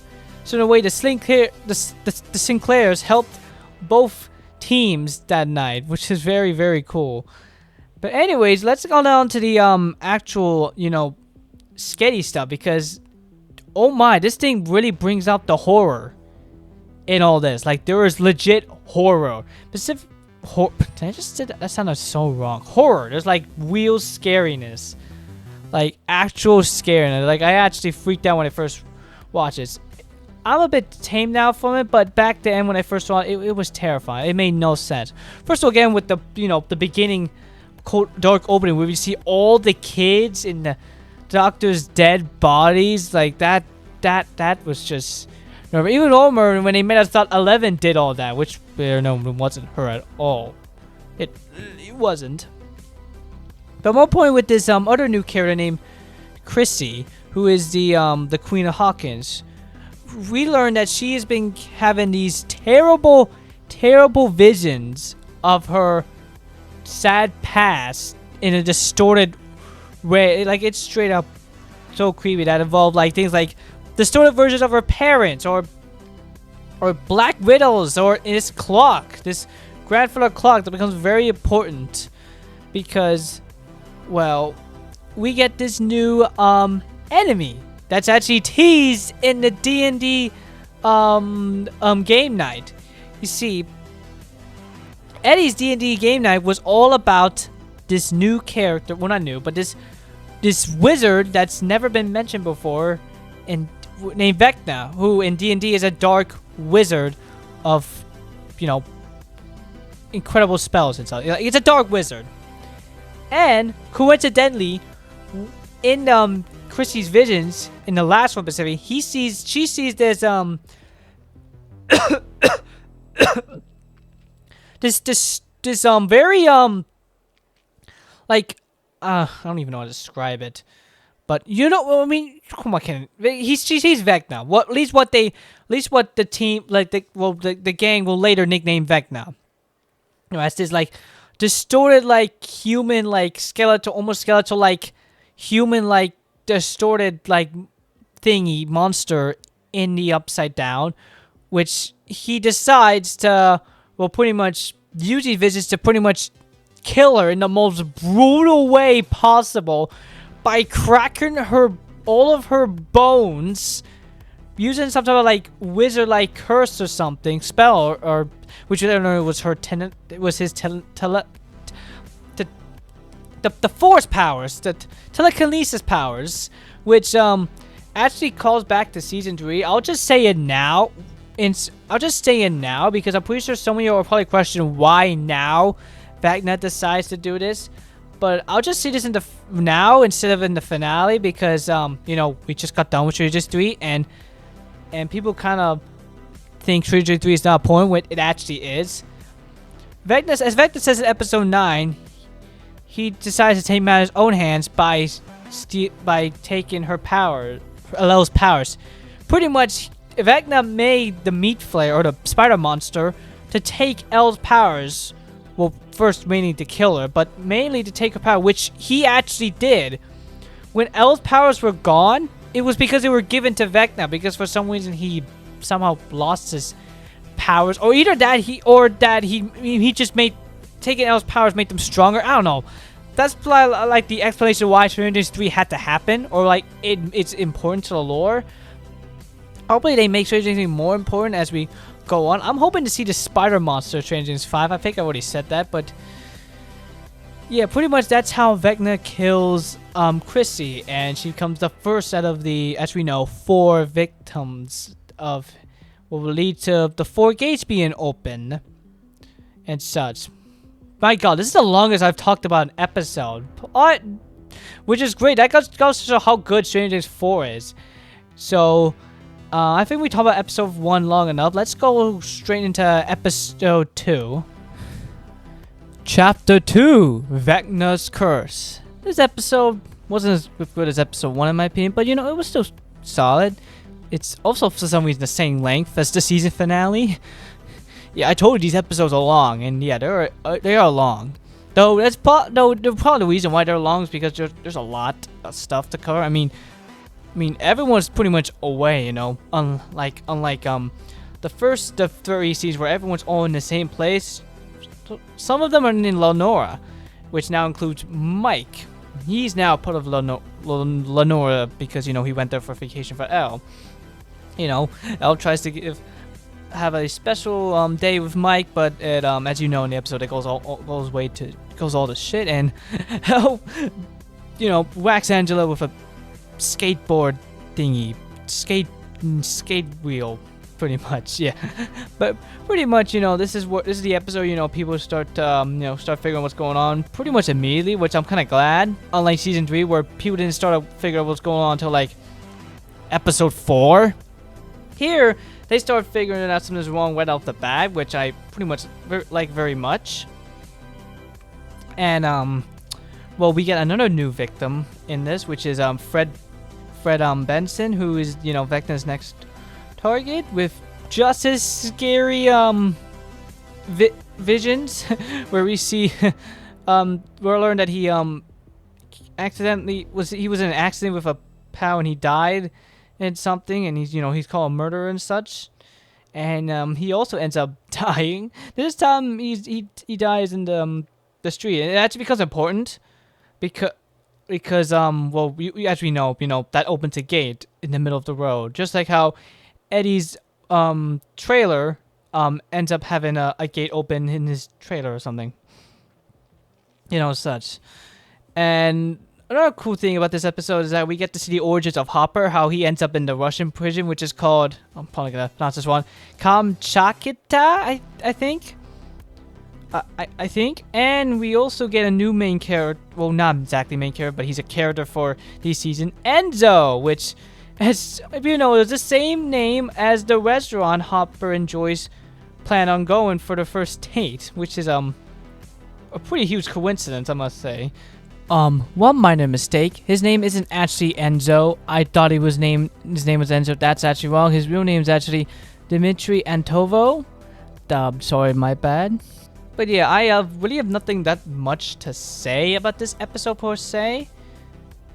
I think no, really, that's it. Unless I can think of something else in the episode that was worth mentioning. Oh, I guess of how Lucas is on the basketball team, how they learn about the situation, as we see they're gonna go hunting for Eddie, as in Eddie is pretty much on the run, which is pretty much his story in this, because you know, the police couldn't explain anything that happened here, so they blame Eddie, of course, because he was, you know, the first suspect. You know, he was there, so they're of course gonna. But as we know, his uncle says he knows he didn't do it, and he said it's on someone else. Very important, Victor Creel, which we got the first mention of the Creel family, who ended up becoming super important to the storyline, as you'll see later on. But yeah, you know, solid episode. And my god, why am I stuttering? Let's just focus on the next chapter. Chapter 3, The Monster and the Superhero. Yes, about both. We all know what those are, you know, referencing. The monster being Vecna, who we actually confirm, well, this episode confirms what his next 2 victims are. And the superhero 11, who gets arrested because of what happened last episode. Then Sam Owens comes in, talks to her, tells her about, oh, we can get your powers back, which leads to pretty much what Elle does for like the most of the rest of the, you know, this entire season is get her powers back after the things that happened in season 3. But yeah, one thing I want to talk about that I for some reason didn't notice when before is Lucas is with the jock team, and Lucas decides to help them for some reason because he doesn't understand what's going on, so he just went in, helped them and such. And oh god, it goes bad. They start threatening people. They are acting aggressive, and Lucas lures them to Hopper's cabin, which I never noticed before until now for some reason. I always thought he just lured him to somewhere, I don't know, non-important, but no, he should have just lured him to Hopper's cabin. Speaking of Hopper, he ain't doing well in Russia. He told someone to break his leg because that's how he should escape. You'll see in the other episode. I think I'll have to rewatch episode 4, which is soon, and then I can talk about how he escaped and such. And you have Joyce Murray going to save him, and yeah, and then you learn about a demon Victor. Let's talk about the next 2 victims. We have Patrick, who is actually one of the jocks. We know that he is going to be one of the next victims, but we also learn Max is another victim, which leads to probably what people would say the most insane episode, and probably the best episode of the entire show. Chapter 4, Dear Billy. The fan favorite episode, and with good reason. I'll just go by and talk about the 3 best moments of this episode, because there's like 3 great moments in this episode. Well, first of all, this episode's a minute longer than the finale, which I don't know if it's just something I wanted to point out. Season 5 episode 4 will be 1:23 minutes, so it'll be 3 minutes longer than it is. So I'm wondering what that episode's gonna be. But so far, there's 3 top moments I want to talk about, which is that full-on FBI break-in, military, gun sequence that happened in the buyer's house. That was just insane, full-on, just the way, the way they just experience it just makes it so tense and terrifying. Just the fact that, Jonathan, Mike, and Will, they don't know how to deal with it at all, and it's just so terrifying. Them trying to survive. It's something that just happened out of nowhere, which leads to pretty much what they're doing for the rest of the entire of this thing, which is pretty much driving all the way to where Elle is, which is actually the main focus of next episode of what that is. So we'll get into that when we explain the next episode. But another moment is Victor Creel. We get to see him with his injured eyes. We pretty much get to see his origins and how everything happened. His family, how they died. All the things. And it's kind of shocking how most of us watch this and never suspected that his son would be the enemy, the main villain. It definitely shocked me when I first saw it. Of course, we gotta talk about the big moment, the one up the hill scene, with starting off with Billy returning, which was already insane. Even though we all knew that Billy was gonna return somehow in this, but this was probably not how most of us expected him to come back. And a terrifying vision, where he's pretty much thinking that Max wanted him to die, which is, and then we have Max, ending up in this weird space where you see what Nancy will figure out in the next episode will be a distorted broken down Creel house, and you also see the dead bodies of victims, which I think Elle will actually go back to in the finale. And of course you have the scene where Dustin, Lucas, and Steve are with Max, trying to wake her up, which is actually coincidentally the same team combo that we got in season 2, which is a fun nod I wanted to explain. Also, that they played this song, and we get this flashbacks of season 2 and 3, which definitely got me emotional when I first saw it, because I love those seasons a lot. So seeing those flashbacks really It's something. And yeah, the orchestral remix of that song, like that was just unbelievable, just all out amazing. And this was episode 4. This wasn't like some type of season finale. This was straight up the midpoint, like the middle, which is honestly which is just got me so excited for the rest of the show. And honestly, it makes me more excited for what Sorcerer's going to be in Stranger Things 5, because that's going to be straight up insane given what they've talked about that episode. So yeah, all in all, great episode. Very great episode. So let's move on to the Nina Project. Chapter 5, the Nina Project. What is the Nina Project? Well, as Brenner describes, well, yeah, we just first say that Brenner's back. In fact, this episode definitely excited a lot of season 1 fans, because Elle was brought back to her past, pretty much, with this project, where pretty sure Nina was about a tale of how a woman was, erased, had her memories erased about her husband, like, dying, so she waits in a train, like, forever for, like, to see if he comes back, but never did, type of stuff. But yeah, this brings 11 back to her past, she's pretty much back to that, she's wearing, the hazmat, like, type suit she had. Well, not a hazmat suit, it was like a diver suit that she wears to go underwater, and her hair is all gone, just the buzz cut. Yeah, and we get to see all the other experiments, 2, 12, 10, all of them. And of course we see 1. We didn't know it was 1 yet, but yeah, that's 1, aka Vecna. Which is very insane that he was just there and we didn't even know. Well, pretty sure Owens and Brenner knew that was 1 all along, and that was crazy to think about. But yeah, this was a project Owens and Brenner made after Elle lost her powers.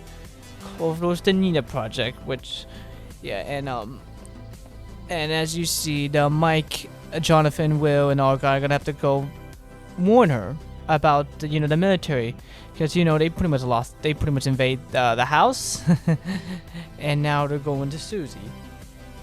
One cool, well, actually very sad moment is that we actually get the explanation to possibly why, Sarah got sick and died. Sick, Hopper's daughter. It's because he, put like some bad chemicals in himself during the Vietnam War. Which led to, him trying to have a normal life, but it didn't work well. And we get to hear the Demogorgon for the first time, or hints of the Demogorgon, because if you don't remember last time, there's a Demogorgon here, and we're getting close to finally seeing him. Yes, the Demogorgon. And other stuff. Someone dies again, Patrick. In fact, we actually have the gang go to Creel's house because Max saw Creel's house in her in her hallucination vision thingy, and that actually figured out that was the Creel house that had met someone to Vecna. So they went into the Creel house and they learned that they can actually see Vecna. Well, they could see him moving around with the lights, kind of like how Will used the lights to communicate. They used the flashlights to see pretty much when Vecna's near, the lights turn on by themselves without needing any like. Oh no! So they use that to follow him, and they watch as he kills another person. This time in the ocean, not the ocean, the lake. They kill him in the lake. Yeah, he dies in the lake trying to chase Eddie. And yeah, so yeah, that's 3 victims, which means Max is the only one left. Well, we knew she was the only one left, but as later confirmed in episode 8, that she is the last victim. And such. So yeah, and Elle got her powers back for a glimpse. So yeah, this project is pretty much where she apparently has to, like, I don't know, face her fear, like try to get back a memory that she had back in the past of them, which most likely involves that first opening, that first scene we saw where we see everyone dead and we think Elle killed her. If 11 has to remember what happened in order for her powers to get back. That's pretty much what's happening here. But yeah, that's episode 5. Let's move on to episode 6. Chapter 6. The Dive. As in, Steve dives into the water to find the Watergate. Yes. So yeah, Steve pretty almost died. I freaked out a lot when I first saw that because Steve's one of my favorites. But what are my top 5 favorite characters? I don't know. We can figure it out right now while we're talking about this episode. 11's definitely one. Hopper. I say Mike. Yeah, Mike and Steve and I say Dustin. Yeah, I think those are my. No, wait, that was 6. Okay, I'll just say my top 5 characters are Hopper, Joyce, Al, Mike, and Steve. All those. Not exactly in an order. Those are just my top 5, not exactly in an order. But yeah. It was nice. What's another thing we could talk about during this episode? It was cool seeing Susie, have another time to save the world technically by showing them where the Nina project, which is Nevada. Wondering if she'll come back. I highly doubt she'll come back because I don't see how she would come back to save the world unless somehow no, I don't think Susie's coming back at all. I think this was her last appearance and that's it. I don't see Susie coming back at all. And I don't even no, I don't see it at all. I don't see that happening. But yeah, I do love the callback to the episode 5 with how Dustin was seeing how the compasses were like glitching and stuff, and he sees it again. It's a cool season 1 callback. Speaking of season 1 callbacks, Hopper straight up told his prison buddies that they're gonna fight a Demogorgon next episode, straight up. And yeah, Demogorgon. They finally revealed that it's a Demogorgon, even though everyone already knew. This is what he probably talked about, and how it's here, and that they're gonna kill it with fire, which is great. Yes, and what else? Season 1 nostalgic. I guess Elle and the lab with the flashbacks and such yeah, and actually, this guy, which we know is one, in fact, he actually talks about one, which got me so intrigued when I first saw it, because I knew that one exists somewhere for ever since I think season 3, I started questioning who the heck is one. Remember that one theory we all thought it was the Mind Flayer? For some reason we all thought the Mind Flayer was number 1. I mean, we were technically right, sort of, but. Yeah, there was a theory that the Mind Flayer was 1. Or maybe I think there was also a theory that the Demogorgon was 1 or something. No, I don't think that was a theory. But Mind Flayer, I think there was one theory that he was once 1 or something.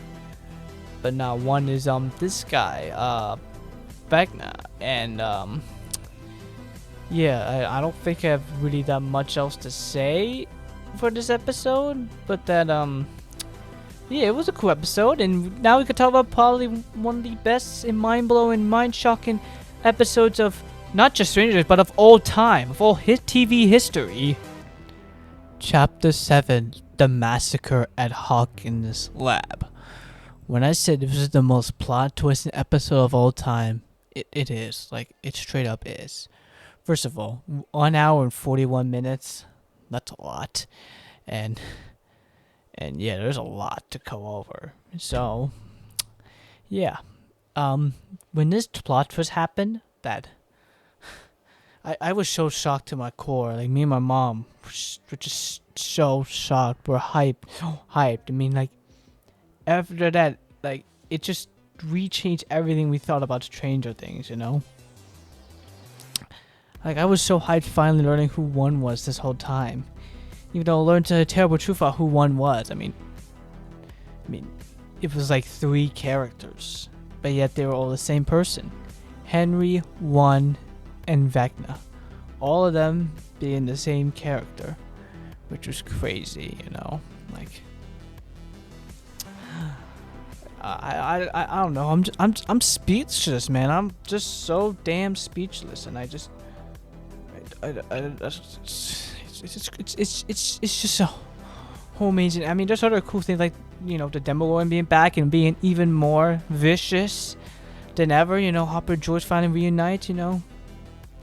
And Well, yeah, the demo batch, you know, Steve's still alive, and you know, it just it blew me to a shock. I mean, and yes, after that we kind of had to, you know, wait for two more episodes because you know they had to split them in two because they weren't finished with the CGI in episode 8 and 9. You know, so we had to wait like a whole month and 4 days, pretty much, just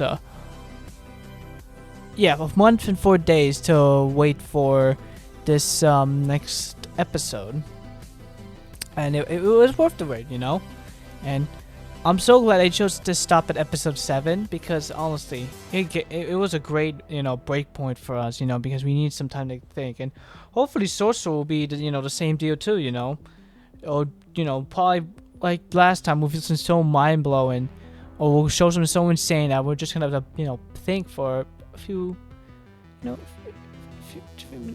few months, few days, a few weeks, you know, and such. And yeah, but we're getting close to Stranger Things 5, so yes, I don't think I have really anything else that much to say, so we'll move on to the next chapter.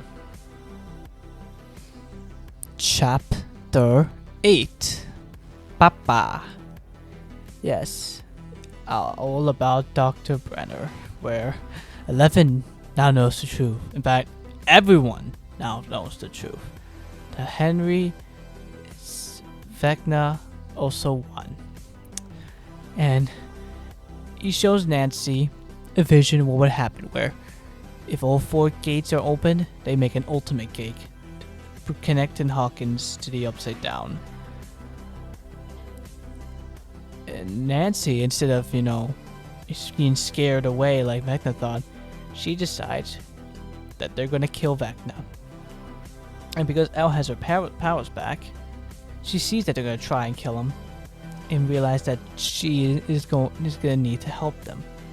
So Elle wants to leave, but Brenner says no, no at all. And we get this iconic moment where Elle is just telling Brenner that he is the monster throughout the entire show, that he was the one who made all of this happen, all the bad stuff that happened in Hawkins. It was all because of him. You get this like sick military like break-in where the military comes in and tries to just kill 11. In fact, there's this one scene that's literally based off of Star Wars, like straight up. It's literally full on based off of that first scene of Star Wars where you have the soldiers getting ready for the soldiers to come in, and of course, like in Star Wars, the military just comes in and just kills everyone. Like literally, I think no one survived. In fact, no, we don't even know what happened to Owens because he's last seen locked up. We never see him again, and that's it. Like, what happened? Was he just left there to rot? Like, that's what I'm still wondering what happened. But we'll probably figure out when Stranger Things 5 comes out. But yeah, Brenner finally dies. I still don't have no idea how he survived the Stranger Things 1. But now here he's finally dead, and you know, Elle finally gets some, you know, like closure from her past, and you know, now is ready to take down Vecna. In fact, everyone's ready to take down Vecna. In the last scene, you just see everyone with, you know, with weapons, armor, and such. You know, they are ready. And the, you know, separate rays playing, like you just know this is about to be the craziest finale of all, and it was. I didn't think they could top the Battle of Starkville, but they did. They did. Now let's talk about that final episode, shall we? Chapter 9, The Piggyback.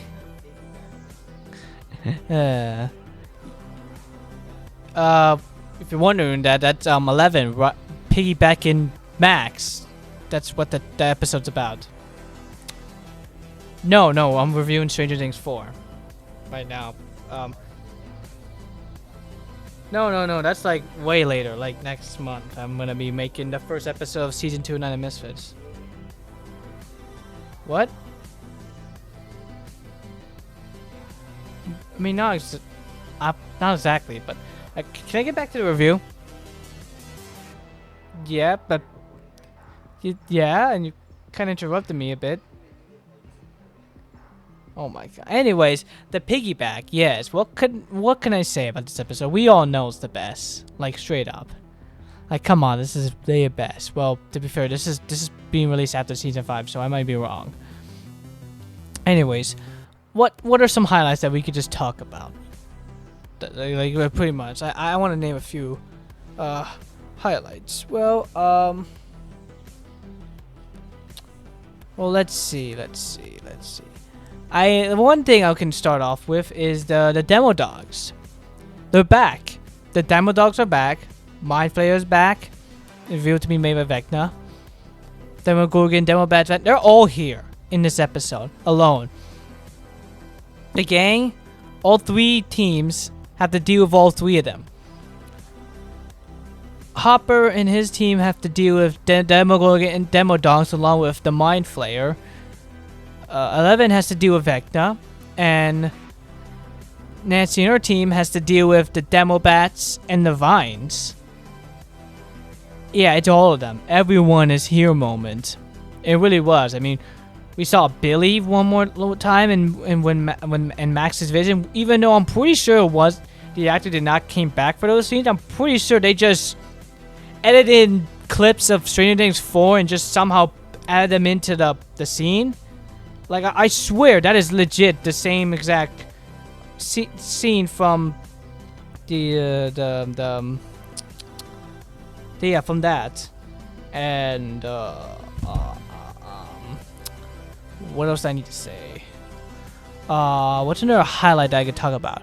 Oh yeah, when Max goes back to the snowball, that was really great because, you know, as I said before, that was one of my favorite scenes of the entirety of the show, and the fact they brought us back to that scene and even brought back the same song.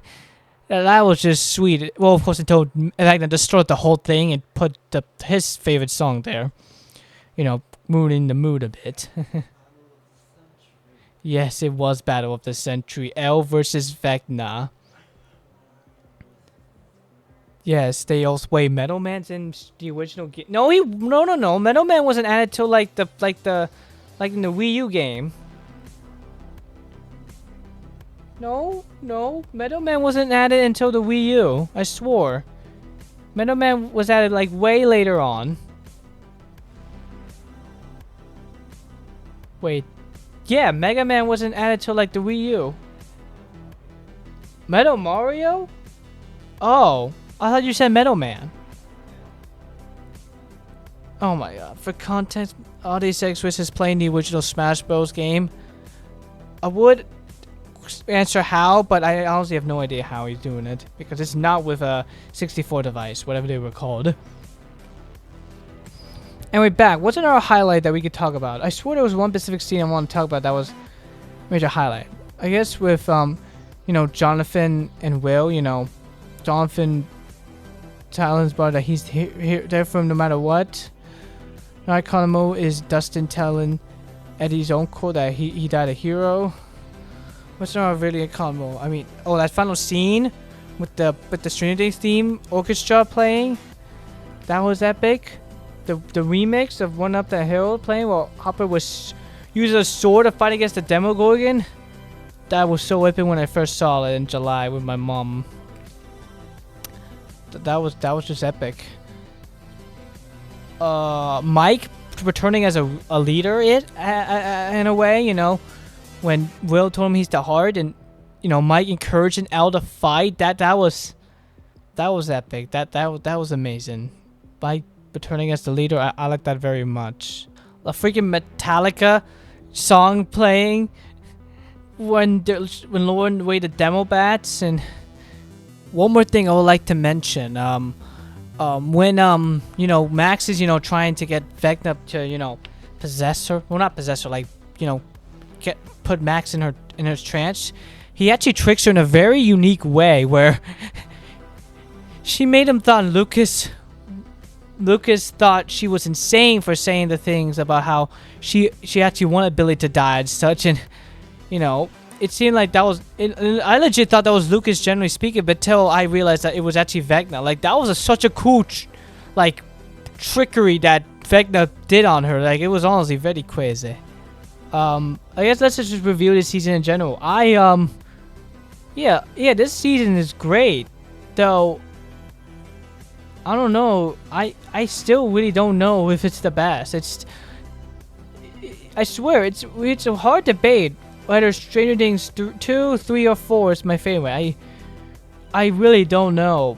Some have all three of them have good highs that standardize them as the best, and I really don't know what I can choose. So, yeah, great episode, and it's 2 hours long.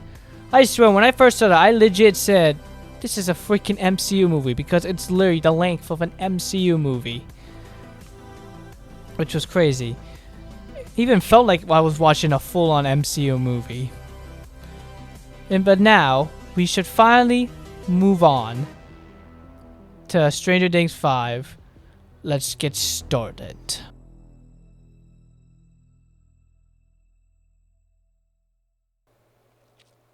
Here we go, the finale. After so long, it is finally out. Stranger Things 5. The hype is crazy. Yo, this season, like, it's insane.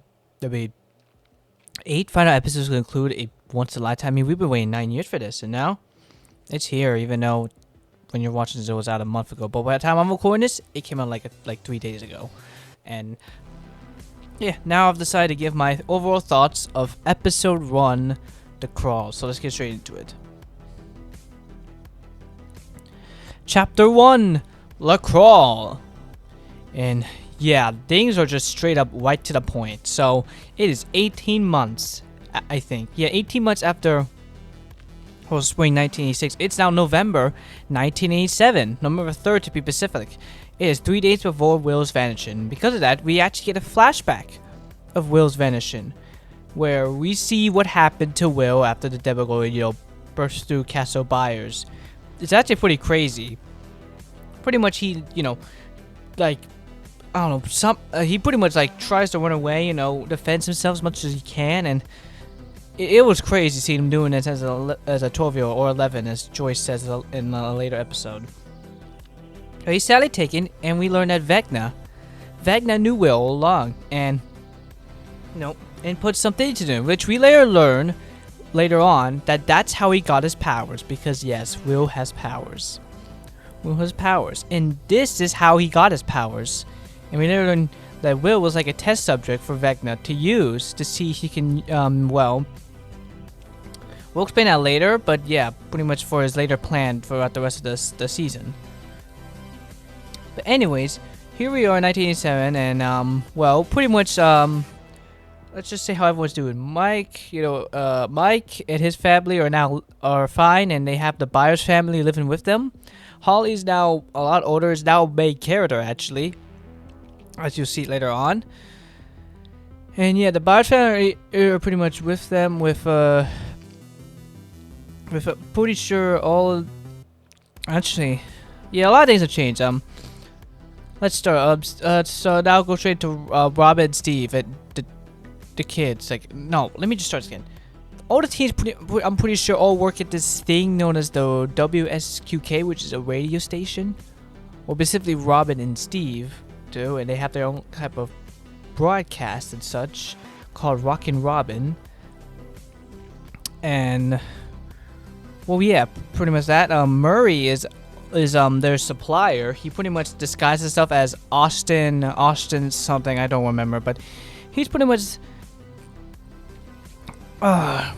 he's in disguise because the military has pretty much quarantined all of Hawkins. No one can leave anymore. And they sealed everything. The entire Ultimate Gate. They sealed it all. And pretty much occasionally they will travel. Some of the military will travel to the Upside Down, sending equipment, because there is a whole-on base underneath in the Upside Down, led by Dr. K, a new character and such. It was like a military experimental, a military scientist. I think that's who she is. Do experiments with a specific character that we'll talk about later on. And well, and other stuff. And these things, they pretty much they call it, and the teens call them, well, everyone calls them the crawl, pretty much. When they send military, it's called a crawl. They call it that because every time this stuff happens, where they stay when the military sends equipment from the right side up to the upside down, Hopper will occasionally go there to check if Vecna's alive, which is something they've been doing for like, I guess, since the beginning, since the military showed up. They've been sending Hopper in to go to the upside down, look for Vecna and such, pretty much. And L has been training for eventually, when they eventually find Vecna, and she can fly now. Yeah, she has the ability to fly, but that doesn't mean she's still safe, because the military has strengthened the search. As we see in the school, there's literally a wanted sign for 11 or Jane, whatever we're gonna call her, because I feel like this show is leaning towards calling her Jane instead of 11. But yeah, she's on the hunt. No, she's not on the hunt. The military's on the hunt for her by Sullivan. He's here, still hunting for her. And what else? Oh yeah, Dustin is the most changed. Yeah, he's not the same funny person that you used to know, because Eddie died, and now he's a bit broken since then. Pretty much. In fact, he gets beaten up in this episode, which is really, really sad. But yeah, pretty much what happens here is that Murray tells the teens that a crawl is happening tonight, and they get everyone ready, pretty much. Robin uses a song that's literally actually called Upside Down to signal the kids, and, well, they're not kids anymore, the teens and the adults, about what the crawl is, so that they can all get ready. And we get this cool scene where we have the four boys and then the young adults all talk about the plan to for the crawl, and that's pretty much what they do and such. But this crawl specifically goes a bit wrong. Why does it go wrong? First of all, Dustin's not there. Usually Steve and Dustin. Well, let me just explain how the crawl works. I probably should say that. While Hopper is in the upside down, they use this truck that you probably saw in the poster to pretty much, well, track Hopper in the upside down, to be able to communicate with him.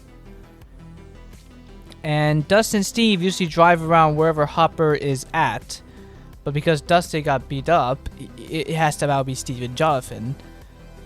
But not only that, this crawl specifically, they encounter a Demogorgon. And trust me, there's going to be plenty of Demogorgons in this season, as you will see.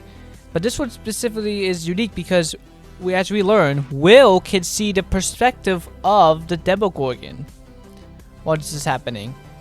And it's actually really cool that we actually get to see what the Demogorgon sees while he's killing his victims, even though he doesn't have eyes. And we get to learn that Will is still technically part of the hive mind-ish. He's still a part of it, even though they thought it out. And the episode ends with him seeing the Demogorgon going to the warehouse. Why? Because Holly in the beginning actually sees someone.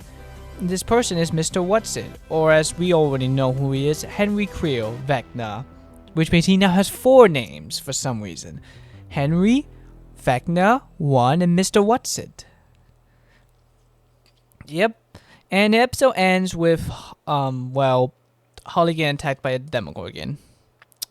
Yep. Oh, very, very good episode, I must say. Very fast paced. In fact, all of them are very fast paced, despite them being bit longer. They are a bit shorter than season 4, which makes sense. Season 4 was like the setup for everything, and now season 5 is like like the actual end game. Like everything's ending here, so yeah, they pretty much have to get to all of it, and I'm very excited to see what comes next. So let's get on to probably the most intense episode Well, actually, no, it's not the most intense, but definitely the most intense opening. Chapter 2, The Vanishing of Holly Wheeler. Yes, the most mysterious episode of them all. Or at least it was, you know, because no one knew who was vanishing at all. Like, it was a complete mystery, even though it also wasn't at the same time because the trailer footage and I think a leak instantly let us know who it was. Yeah, I think the first 6 episodes were actually leaked. And the thing is, I actually did not believe those titles because why would I? Until, of course, you know, the title reveal thing actually revealed that those leaks were right. But it never revealed who was vanishing. Hell, if you even go to Netflix right now, or I don't know, I don't think it was now, but it probably was changed. But if you look at the title, it doesn't reveal who's vanishing. You have to literally watch the episode to know who's vanishing. And yeah, it's Holly Wheeler because you have this most insane cold opening. Yeah, they weren't lying about how they had the craziest cold open they've ever done. I mean, it's literally the Demogorgon straight up trying to take Holly away, and I was kind of shocked how aggressive this was because the Demogorgon straight up threw Holly into her cabinet, which was crazy. And then you see Ted like straight up golfing outside, and he's questioning what's going on. And then when he comes in, sees the Demogorgon, he tries to, you know, hit it, but it said it just slices his chest, and he just got thrown down. And now he's like forced into some type of coma. They're not dead, which I'm shocked that they're not dead, but I don't expect him to like fully recover after that, or both of them, especially Karen, because well, oh my god, she tries her best to protect Karen by hiding in the bathtub, straight up something out of a horror film. I don't know what exactly it reminded me of. I would say Jurassic Park, but no one exactly hid in a well, bathtub in Jurassic Park. There is going to be a Jurassic Park like sequence later on, and which I think episode 6, which we'll talk about that way later. But yeah, here in here where Karen straight up tries to attack the Demogorgon with a bottle, and oh man, this Demogorgon straight up just mauled her like crazy. Like there was blood everywhere when Nancy and Eleven showed up. Yeah. Now there's really not that much that happens because it is the shortest episode, but there are some few highlights which a lot of people would like, which is how, you know, Eleven and Hop, they're back as a duo in the Upside Down, and you also have Mike and Nancy, finally having a brother and sister duo where they have to disguise themselves as a nurse and patient to get some information about what possibly happened to Holly. And then you have Will and Robin try to figure out what's going on with Will, how his Hi My connection is back, because it's back pretty much. It returned. Now it has come back fully, and Robin decides like some type of antenna. So they try to figure out what that means until Will figures out that he was being Vecna in a way, apparently. And they learn that Mr. Whatsit is actually Henry Whatsit, as in Vecna.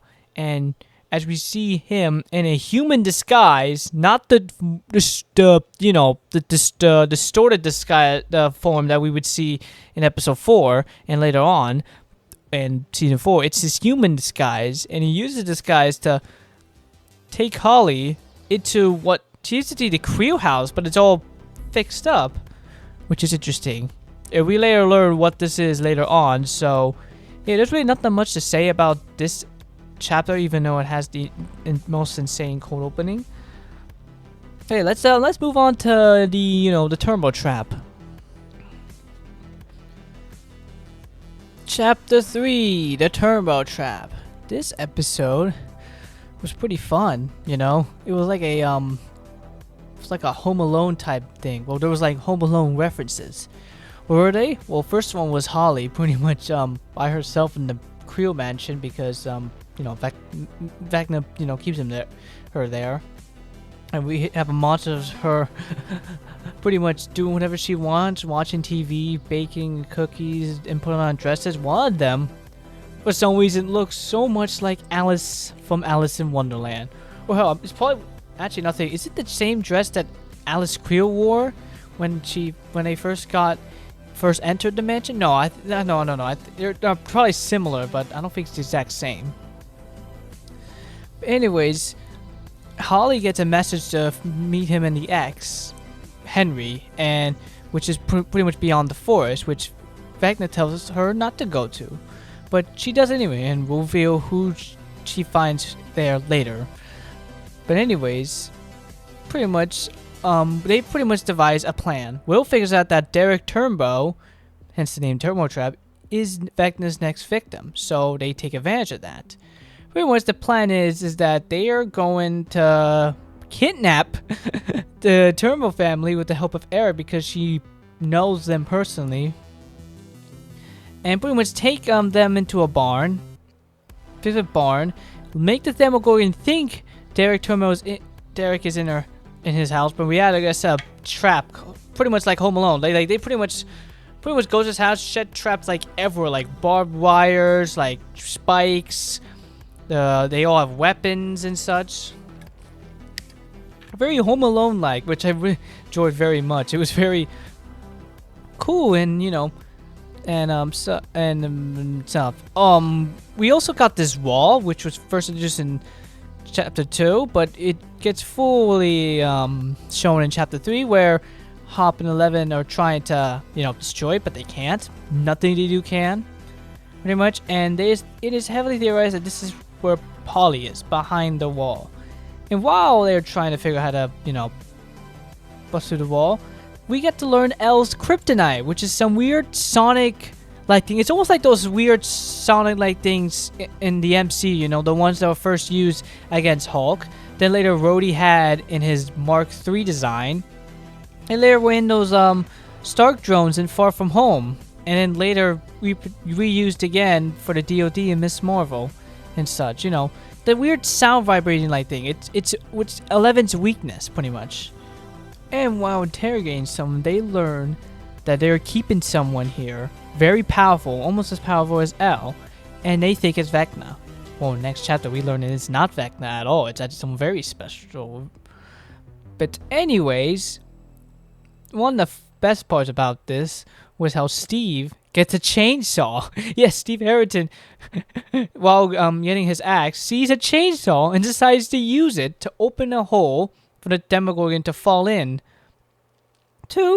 which finally destroys a whole cabinet of wine, breaking them all down.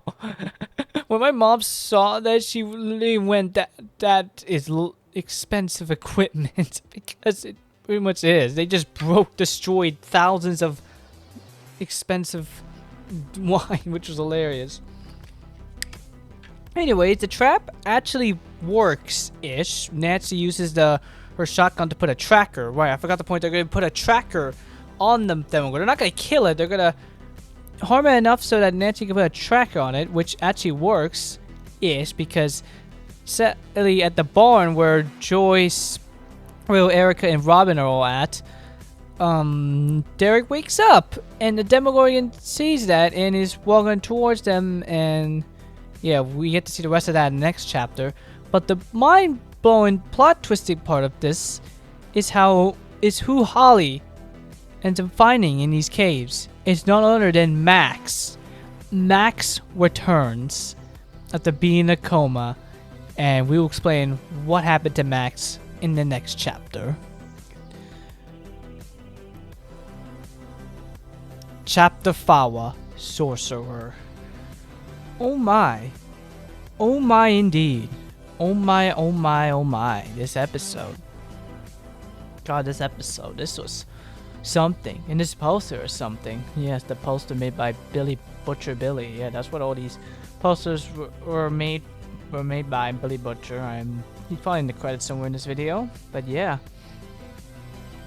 Billy Butcher, he made these posters. And this poster really emphasizes what this episode's about. This is Will's episode. Like how Dear Billy was Max's episode, this is Will's episode. And mainly his. But we'll first discuss what's going on throughout this episode. Well, so yeah, we get to see the iconic scene of Joyce fighting off against the Demogorgon, a long time waited thing. We see Demo get run over. And then we see, Steve, Jonathan, Nancy, Dustin decide to go enter the Upside Down to track it. But they stumble upon the same wall Al and Hopper went through, and Dustin discovers that the whole place is a circle, and in the center is the lab, which is where they're gonna be going throughout the rest of Volume 2. While that's happening, Al and Hopper break through, the entire thing. We get this very sad, like, sacrifice scene. Well, he didn't sacrifice. There was no sacrifice, but we thought there was. Hopper, let me just say that Hopper was literally carrying bombs on him as a failsafe in case they don't make it, and he was gonna, sacrifice himself to kill Vecna, pretty much. And we thought he was dead. Like, I legit thought they were killing him off here, but no, he survived because he didn't discover Vecna, because Vecna was not there. It was instead 8 from the Lost Sisters episode. Yes. And I'm pretty sure I did say that I thought maybe that episode might be important, and now it is. The government somehow found her, captured her, and used her for experiments. Why? Well, I wish I could say that, but as I'm recording this, Volume 2 is not out yet, so I can't say. I'll probably will say that in the next when that thing comes out. Well, actually, technically, this is releasing all the way in January, so you know exactly what it is, and I'll probably explain to you either way, but yeah, that's what's happening. And Will and the others in the normal place disguise, well, actually, it's actually a lot of people, but they all disguise a plan, because Will saw something while the Demogorgon was in the farm. He saw a shrine of some sort, and you see, well, he saw Holly and 3 other kids, straining this thingy, and he realized that Vecna is capturing kids, and he learned that it was 12 specifically, which I don't know why, but I legit thought of the Organization 13 when thinking about this, because you know how in the Organization 13, the real one, it's pretty much Xehanort and multiple other Xehanorts in a way, because he put a piece of his soul inside all of the members. That's kind of similar to what's happening here, where you have Vecna stealing all these kids and putting a piece of him technically inside of them, creating more of him, like an army of some sorts. Though, of course, the actual reference is how, it's a clock, whatever's in a clock. But I thought of the Organization. Now, speaking of one of the members, Holly is with Max, and we learn a lot about what this place is. It's like some sort of mine. It's Vecna's mine, pretty much, they're in. Or as Holly describes it as Camazot, because this is all based off of Wing Code Time, a story I've never read or watched the movie. I probably will. Well, maybe I already have by the time we watch it. I don't know. But yeah, pretty much we see how Max was traveling through all throughout Vecna's design. Even seeing the past, the 1959 from the first Shadow play. We literally see young Joyce. We see Steve's dad. And we even see the names of all the other characters that are in the play. We see Hopper. We see Alan Munson, Eddie's father. I think I saw Ted Wheeler's name mentioned. Who else I saw? Oh, I don't remember who else was there. Oh god, I don't remember who else was there. I think Lucas's dad was Saul. I don't think so. No, maybe. I don't know. I'm pretty sure he was there in the play, but this is hard for me to remember. Oh wait, Newbie, Paul Newbie, Bob's sister, I think. Yeah, because Bob has a sister that Vecna falls in love with in the play, and I don't think her name was Paul. It was something else. I don't remember. I'm completely sorry, but yeah, we got a flashback of that, and hopefully we get more of that as we progress through Volume 2. But we also saw that Max actually found a way out with the song that she usually listened to in Genesis 4, Went Up the Hill, and Lucas was playing it throughout the whole actually there. And one time she was able to find a way out and saw a portal that led to her waking up. But of course, the Five Nights at Candy's 3 mechanic comes in, where you have to reround the tape, which is exactly what Lucas had to do while while Max was almost leaving the portal. And then we get to see this interesting of Vecna chasing Max in his human form, actually. Well, it actually started shifting into his newer form that we will later see. But we see that he was afraid of the caves that Max is hiding in. And I'm pretty sure it was confirmed or theorized is that it's the same cave that Vecna first went into the Upside Down and, you know, became what he is now, which is why, you know, he's afraid of it. And I'm pretty sure there was a plan to get out of here, where Holly has to go back, of course, because, you know, Vecna will be there with the other kids, because, well, we'll explain what happens to that, but... And yeah, they're gonna save Camazon in episode 6, most likely. Anyways, back to what the main people, all the, like, the main stuff that's going on. They're gonna use Derek Turnbow as, like, bait. Well, not bait. They're gonna use Turnbow to get into the, you know, the base, because the military has been actually taking kids for bait or something, because they realize that's L, or they think L, what we know as the Demogorgon, is taking these kids, so they're using them, you know, as bait pretty much. So Derek, you know, sneaks in and tries to figure out who is, you know, seeing Vecna / Mr. What's-It. Right, everyone else are in the tunnels and are are leading them, you know, all the way to Murray's truck, and Murray's gonna drive them all out of Hawkins, pretty much. And of course, this plan goes, you know, to failure because, well, the bathroom leaks, and someone who wasn't Mr. What? I'm losing my words. Who didn't so Mr. West, you know, saw in and snitch on them all, and, you know, most of them got, you know, kept, you know, couldn't get into the truck. But, that's not even the least amount of problems. When, the soldiers, you know, apprehend most of them, the group and such, Demogorgons come in. And when I mean Demogorgons, I mean multiple. There's like hundreds. Oh, not a group. There's like 10. Or like 3 of them burst through where the military was, through the, you know, the closed-in gates, and just burst through everywhere and just mauled the whole soldier gang. But that's not even the worst part. 3 other Demogorgons decided to invade where Robin and Murray were in with the truck, with all the kids are, and, you know, they have this insane truck chase, I should say, where big Demogorgons are trying to get into the truck to get the kids. And it's up to them crashing, and I don't actually know if Murray actually died or not. We'll probably see that in Volume 2, but yeah, they caught trash, and we only see Robin get out of the truck.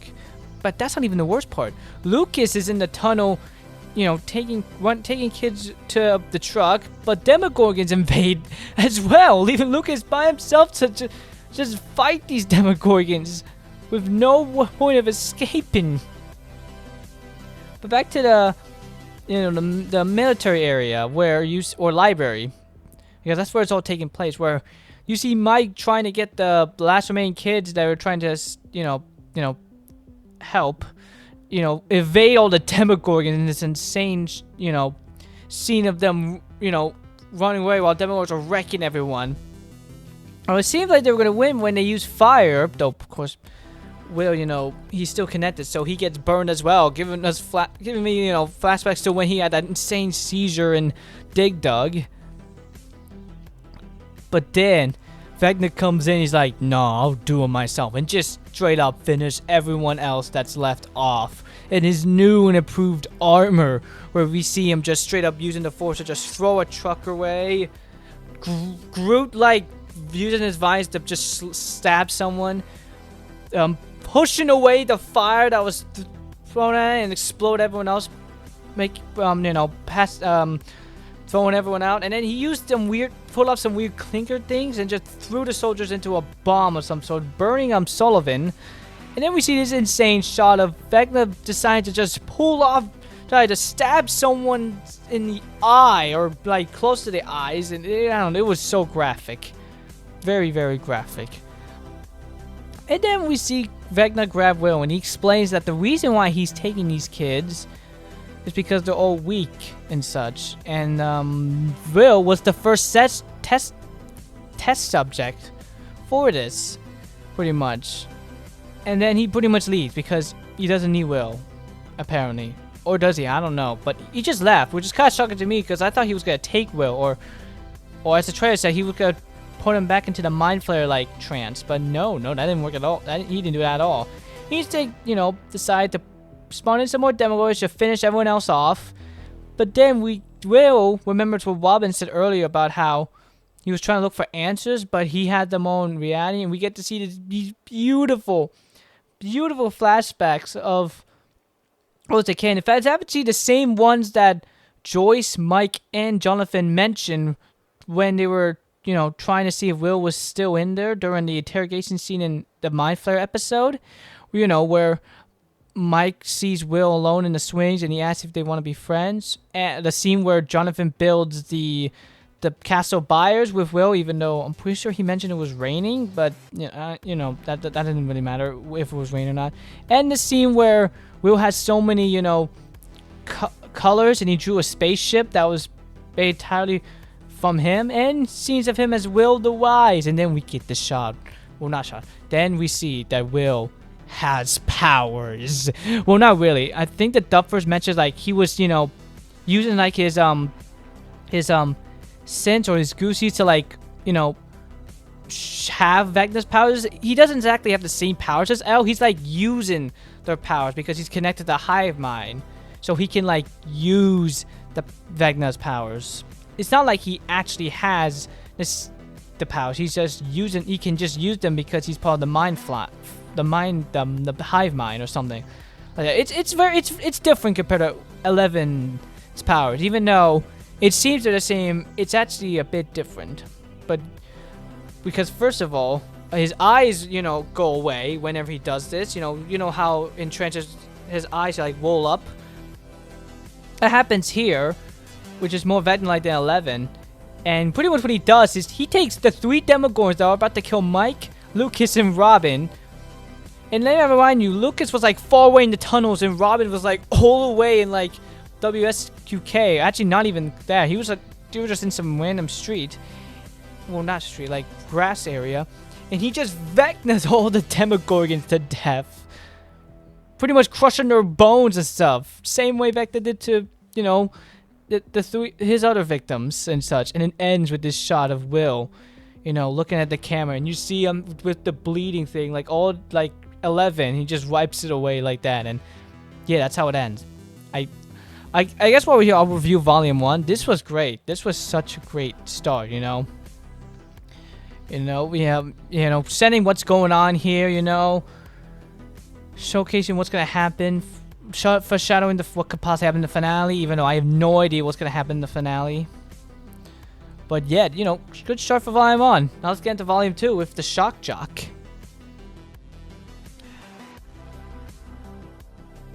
Chapter 5, Shock Jock. Now that we're in Volume 2, and Volume 2 is a lot dark. Very much darker. Very much darker. Like way darker. What do I mean by that? Okay, let's talk about some of the highlights of this episode, just so that you know. So, let's see. Where do we start off with? What's the first highlight?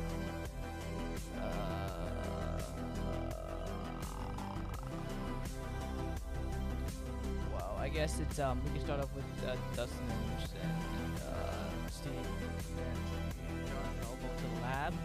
It was fun going back to that place and seeing some creepy stuff happen there, like all the stuff, like all the like how the entire top attic like floor is like melting and stuff with all the dead bodies. Like that was pure weirdo stuff. Like I was first confused about that. I don't know. In Netflix, if you go to Netflix, it claims season 5 is TV-14. I don't know why, unless it changed. I swear. Let me look. Netflix it says TV-14, even though everywhere else it says TVMA, and it was kind of hard for me to figure out what that meant and such. But honestly, now I looked back and rewatched all the episodes and just rewatched season 5. I honestly now understood the mature rating. I mean, there's some stuff in some episodes that definitely can be considered mature rating. For example, let's see. Episode 1, no, that could be TV-14. There wasn't, besides the Demogorgon, you barely can see them tearing the soldier apart, but, oh no, that's TV-14. Episode 3 is TV-14. I think that violence happens there. But let's see. Episode 2 and 4 with Ted and carrying it and slice and dice, like that was TVMA for sure. They never went that violent in the previous seasons. Well, they kind of did. No, I don't know, like, I don't know that, but everything in the soldiering, that was pretty violent, like very violent there. Like, yeah, that was TVMA for sure. Though I don't think, I'm starting to think that some episodes of season 4 were actually TVMA. I honestly think that. But what else to talk about? But yeah, there was some zombie stuff that reminded me so much of the dead Nazis and Indiana Jones. You know, when their faces are melting and such. Yeah, that's what it reminded me of. What else is there?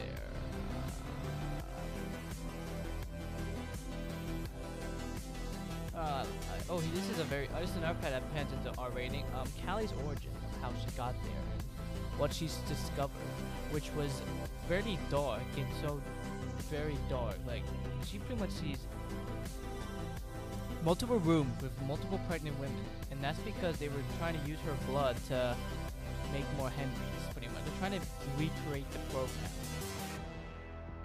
because that's just what they are. They just do that. I mean, it's so dark. I mean, it's so dark that they just let this happen. I honestly thought that after you know, stuff Owens and stuff, they'd be done with it. But I feel like because Brenner was like secretly alive and, you know, trying to, you know, and was someone trying to control Elle and Henry again in some ways. It seems like I don't know. It just seems confusing that they want to do this. I mean, I thought Sullivan was like against all this, like straight up. But now, as we see, because Sullivan takes orders without okay, like it makes me question what would Sullivan want to do in season 4. Like, did something change in between? Like did Sullivan wanted to? Like, why would Sullivan agree to now use her as like an experiment? I mean, all Sullivan wanted to do was kill her, but now this happens.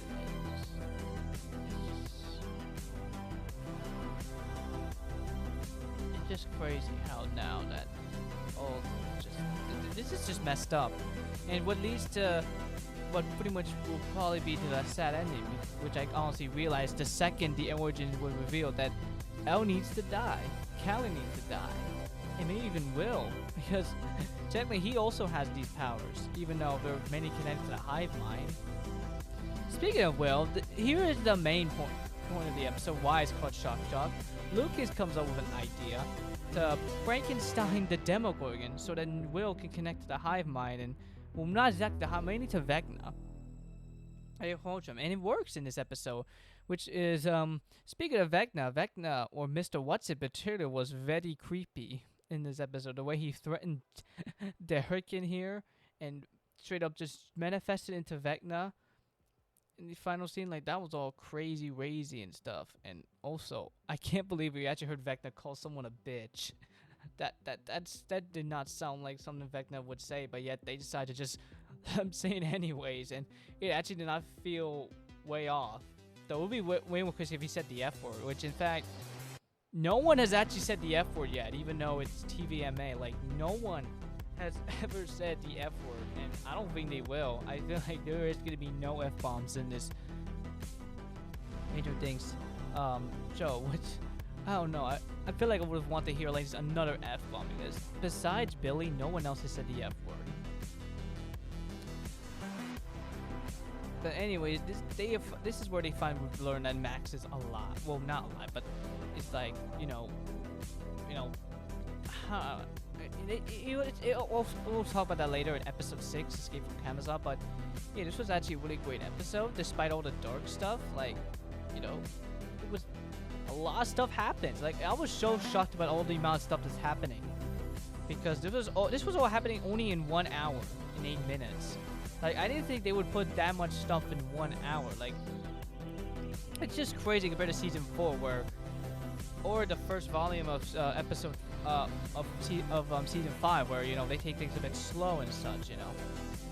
ease us in. But now because we're in the second half and things are ending so soon, like no, they're just like going like go, all these reveals and stuff happening, which leads me to the ending where well, after Dustin and Steve have a very sad fight, which coincidentally in the same area where Vecna got blasted into the Dimension X, or its new name, which we'll talk about later. Dustin finds a secret door on the same wall Henry was banished that we never seen, which leads to a super secret room where Dustin reads all about everything of all of Brenner's research, and he discovers something crazy, which is explained next episode. But the episode ends with Java and Nancy and the pretty much the top on top of the lab, and they see this weird like thing which said is a barrier guard because he was referencing Return of the Jedi. The second Death Star having a shield generator, and Nancy decides to just shoot it, even though Dustin is trying to warn them not to, which we'll explain in the next episodes. Chapter 6, Escape from Camazotz. Oh my. Wow, this episode was insane. In fact, it's an upgrade from the Dear Billy episode for lots of reasons.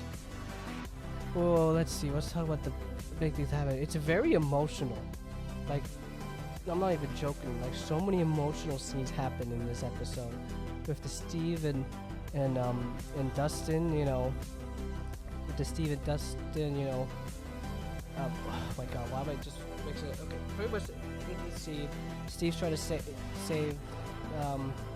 you know, Jonathan and Nancy by using a ladder because, you know, the entire top half of the Hawkins thing is melted because Nancy suit the weird like shield thing, or they think it's a shield, but in reality we learn it's something else. In fact, we should actually talk about that first. What is that, you might ask? Well, it's actually a it's a exotic matter, and exotic matter is, I'm like, need to find definition. They don't exactly describe the definition of exotic matter. It's pretty much any substance with unusual properties beyond solid, liquids, and gas, you know, that type of stuff, and pretty much messing with it, you know, any like messing with it can, you know, really can destroy. Pretty much can destroy the Upside Down because, well, the Upside Down isn't even a dimension. It's a straight up a hole. It's a wormhole to another dimension, which is of course Dimension X, or its real name, which we'll discuss later. And yeah, because Nancy shot the thing, the thing ends up exploding on them. They pass out. They are melting into some type of I'm guessing it was an interrogation room, and the whole place is melting on them, and it seems like they're gonna drown. And they almost die, and Steve also almost dies in the lab, and then Dustin stops him because he thinks he's gonna die, and he was right. Like, oh my God, I can't believe Dustin actually saved Steve in that scene. That was crazy. But Hopper, Elle, and Callie all return to the Noble world because the gate opens as the wall starts, you know, cracking to pieces because of the exotic matter pretty much exploding everywhere. But let's get into the top two. Let's get into the things that happened at the end of the episode. One is Vecna using Will after he Will try to possess Vecna. Vecna now decides to use Will as a spy one more time, just like in season 2. And just like season 2, he uses the Demo Dogs like before, and they're here to get Max from the hospital, which he uses Will to find where she is, which is the hospital, which leads to this insane scene that reminds me of that was one scene that reminds me of a lot of Jurassic Park, where you have Demogorgons chasing Robin, Vicky, Lucas, and Max all around the hospital and such. And then you have the other side where you have Max and Holly, you know, trying to figure out a way to escape Camazotz, where Holly discovers that they can use Henry's memories. So they go into this like underground like place where we see a young Henry talking to like this guy who ended up below here, and he straight up decides to try to shoot Henry. Then Henry gets so scared that he decides to just kill the man with a rock, which was so damn graphic and dark. Like, holy shit. And the episode ends with exactly how episode 4 ended. Well, actually, no. In episode 4, Dear Billy, you actually see what happens to Max after she ran with the music playing. Here, you don't know. Now, did she woke up or not? Let's see. Chapter 7, The Bridge, aka for some reason the most controversial episode of them all, which was the last sister, but now it's this for some reason. And I honestly don't understand why. It's definitely not as great as Escape from Camelot, I will say that, but it's still definitely a good episode. At least to me, it's a good episode, and I'll give why. It's pretty much, at least to me, it's like a, how do I describe this? It's like a, it's like the bathtub episode, but on steroids. You know how in the bathtub you finally have everyone united? This is the same thing, but like double the amount of characters, because you got everyone. Mr. Clark, who returned back in episode 6, but I didn't mention him, who's now learned of everything. Karen was also here, who also now learns everything, because she was actually the one who saved Lucas, Rob, and Vicky from the Devil Dogs. And Murray, you have Steve, Robin, Vicky, Max. You got almost everyone. And this all leads to probably to this one of my favorite scenes where Dustin explains what the Upside Down is and what the other dimension is, Dimension X, or it's now has Dustin named in The Abyss. Yes, The Abyss. Kind of like FNAF into The Abyss, but who knows? They're not related at all, but it's just a not fun detail I saw. And then this leads to a crazy plan that Steve actually came up with, well, actually no, we gotta talk about what Vecna's plan is, because they also figured out that where Vecna's using the 12 kids pretty much to merge the two worlds together to create a whole new one, kind of like an incursion in the MCU universe, which now leads to Steve's plan. God, I'm catching way too up in certain things where he thinks that they should let him, and they wait. That's until Elle will make her move and go inside Henry's mind using the bathtub from the first season in the lab, which is still there because, well, you know, Hawkins takes place in 1983 and such. And this is probably the part, but no, it was something else. But I don't know. But here's an interesting thing that might lead to what could happen in the finale, because this is being recorded before the finale's out. At least this section, where Callie says that when they, when the plan succeeds, and the Upside Down's gone, because Dustin suggested that they blow it up once and for all when they're done dealing with Vecna. Callie suggested her and Els would stay there, so then, there will be no more Henrys, which I don't know how I feel about that. But if it's gotta happen, it's gotta happen, and such. There's really nothing else to say because this episode's pretty short. Oh, it's not short, but it's pretty short, so yeah. Yeah, nothing else to say. I pretty much said what I wanted to say, and yeah, let's move on to the finale, once and for all. Chapter 8, The Right Side Up. Yeah, no image posted, but I am too impatient. I need to get this video uploaded now or set to premiere now because reasons sake. But yes, Right Side Up. I love this episode, unlike most. I'm sorry if I feel a bit tired. I just woke up ish. But yeah, let's talk about the highlights. The Mind Flayer, right off the bat. Yeah, the Mind Flayer, best thing ever seen in history. That monster, so terrifying, straight up terrifying as balls. Like, scary creature, or kaiju, as everyone calls it. Yeah, that the soundtrack was at its peak here. The music here was just, and the song choices were also at its peak here. all the cool 80s songs that were used. 11 Sacrifice was just depressed, and Joyce slashed at Vecna's head, while Sapphire yet also depressed it because you get to see everyone's memories of what they had to deal with. And the graduation was also nice to see, especially when Dustin decides to just hellfire the crap out of it, and just you know, that was beautiful. The D&D at the end, the possibility of Elle returning, well, not returning, but like Elle actually having a normal life. You know, it's all great. You know. And yeah, that's my opinion. It's really nothing much to say, just because I was just shut the core about that. And yeah, I must say, now we can give my final review. This show was great. It's probably the best thing Netflix has produced, and Netflix so far. And it's sad that there probably ain't gonna be anything similar to it. I mean, sure, there's that spin-off, but I've heard it's not gonna be about Holly and her friends, and it's not going to be about Jim Hopper and Montauk, so it probably won't be the same, or maybe it will.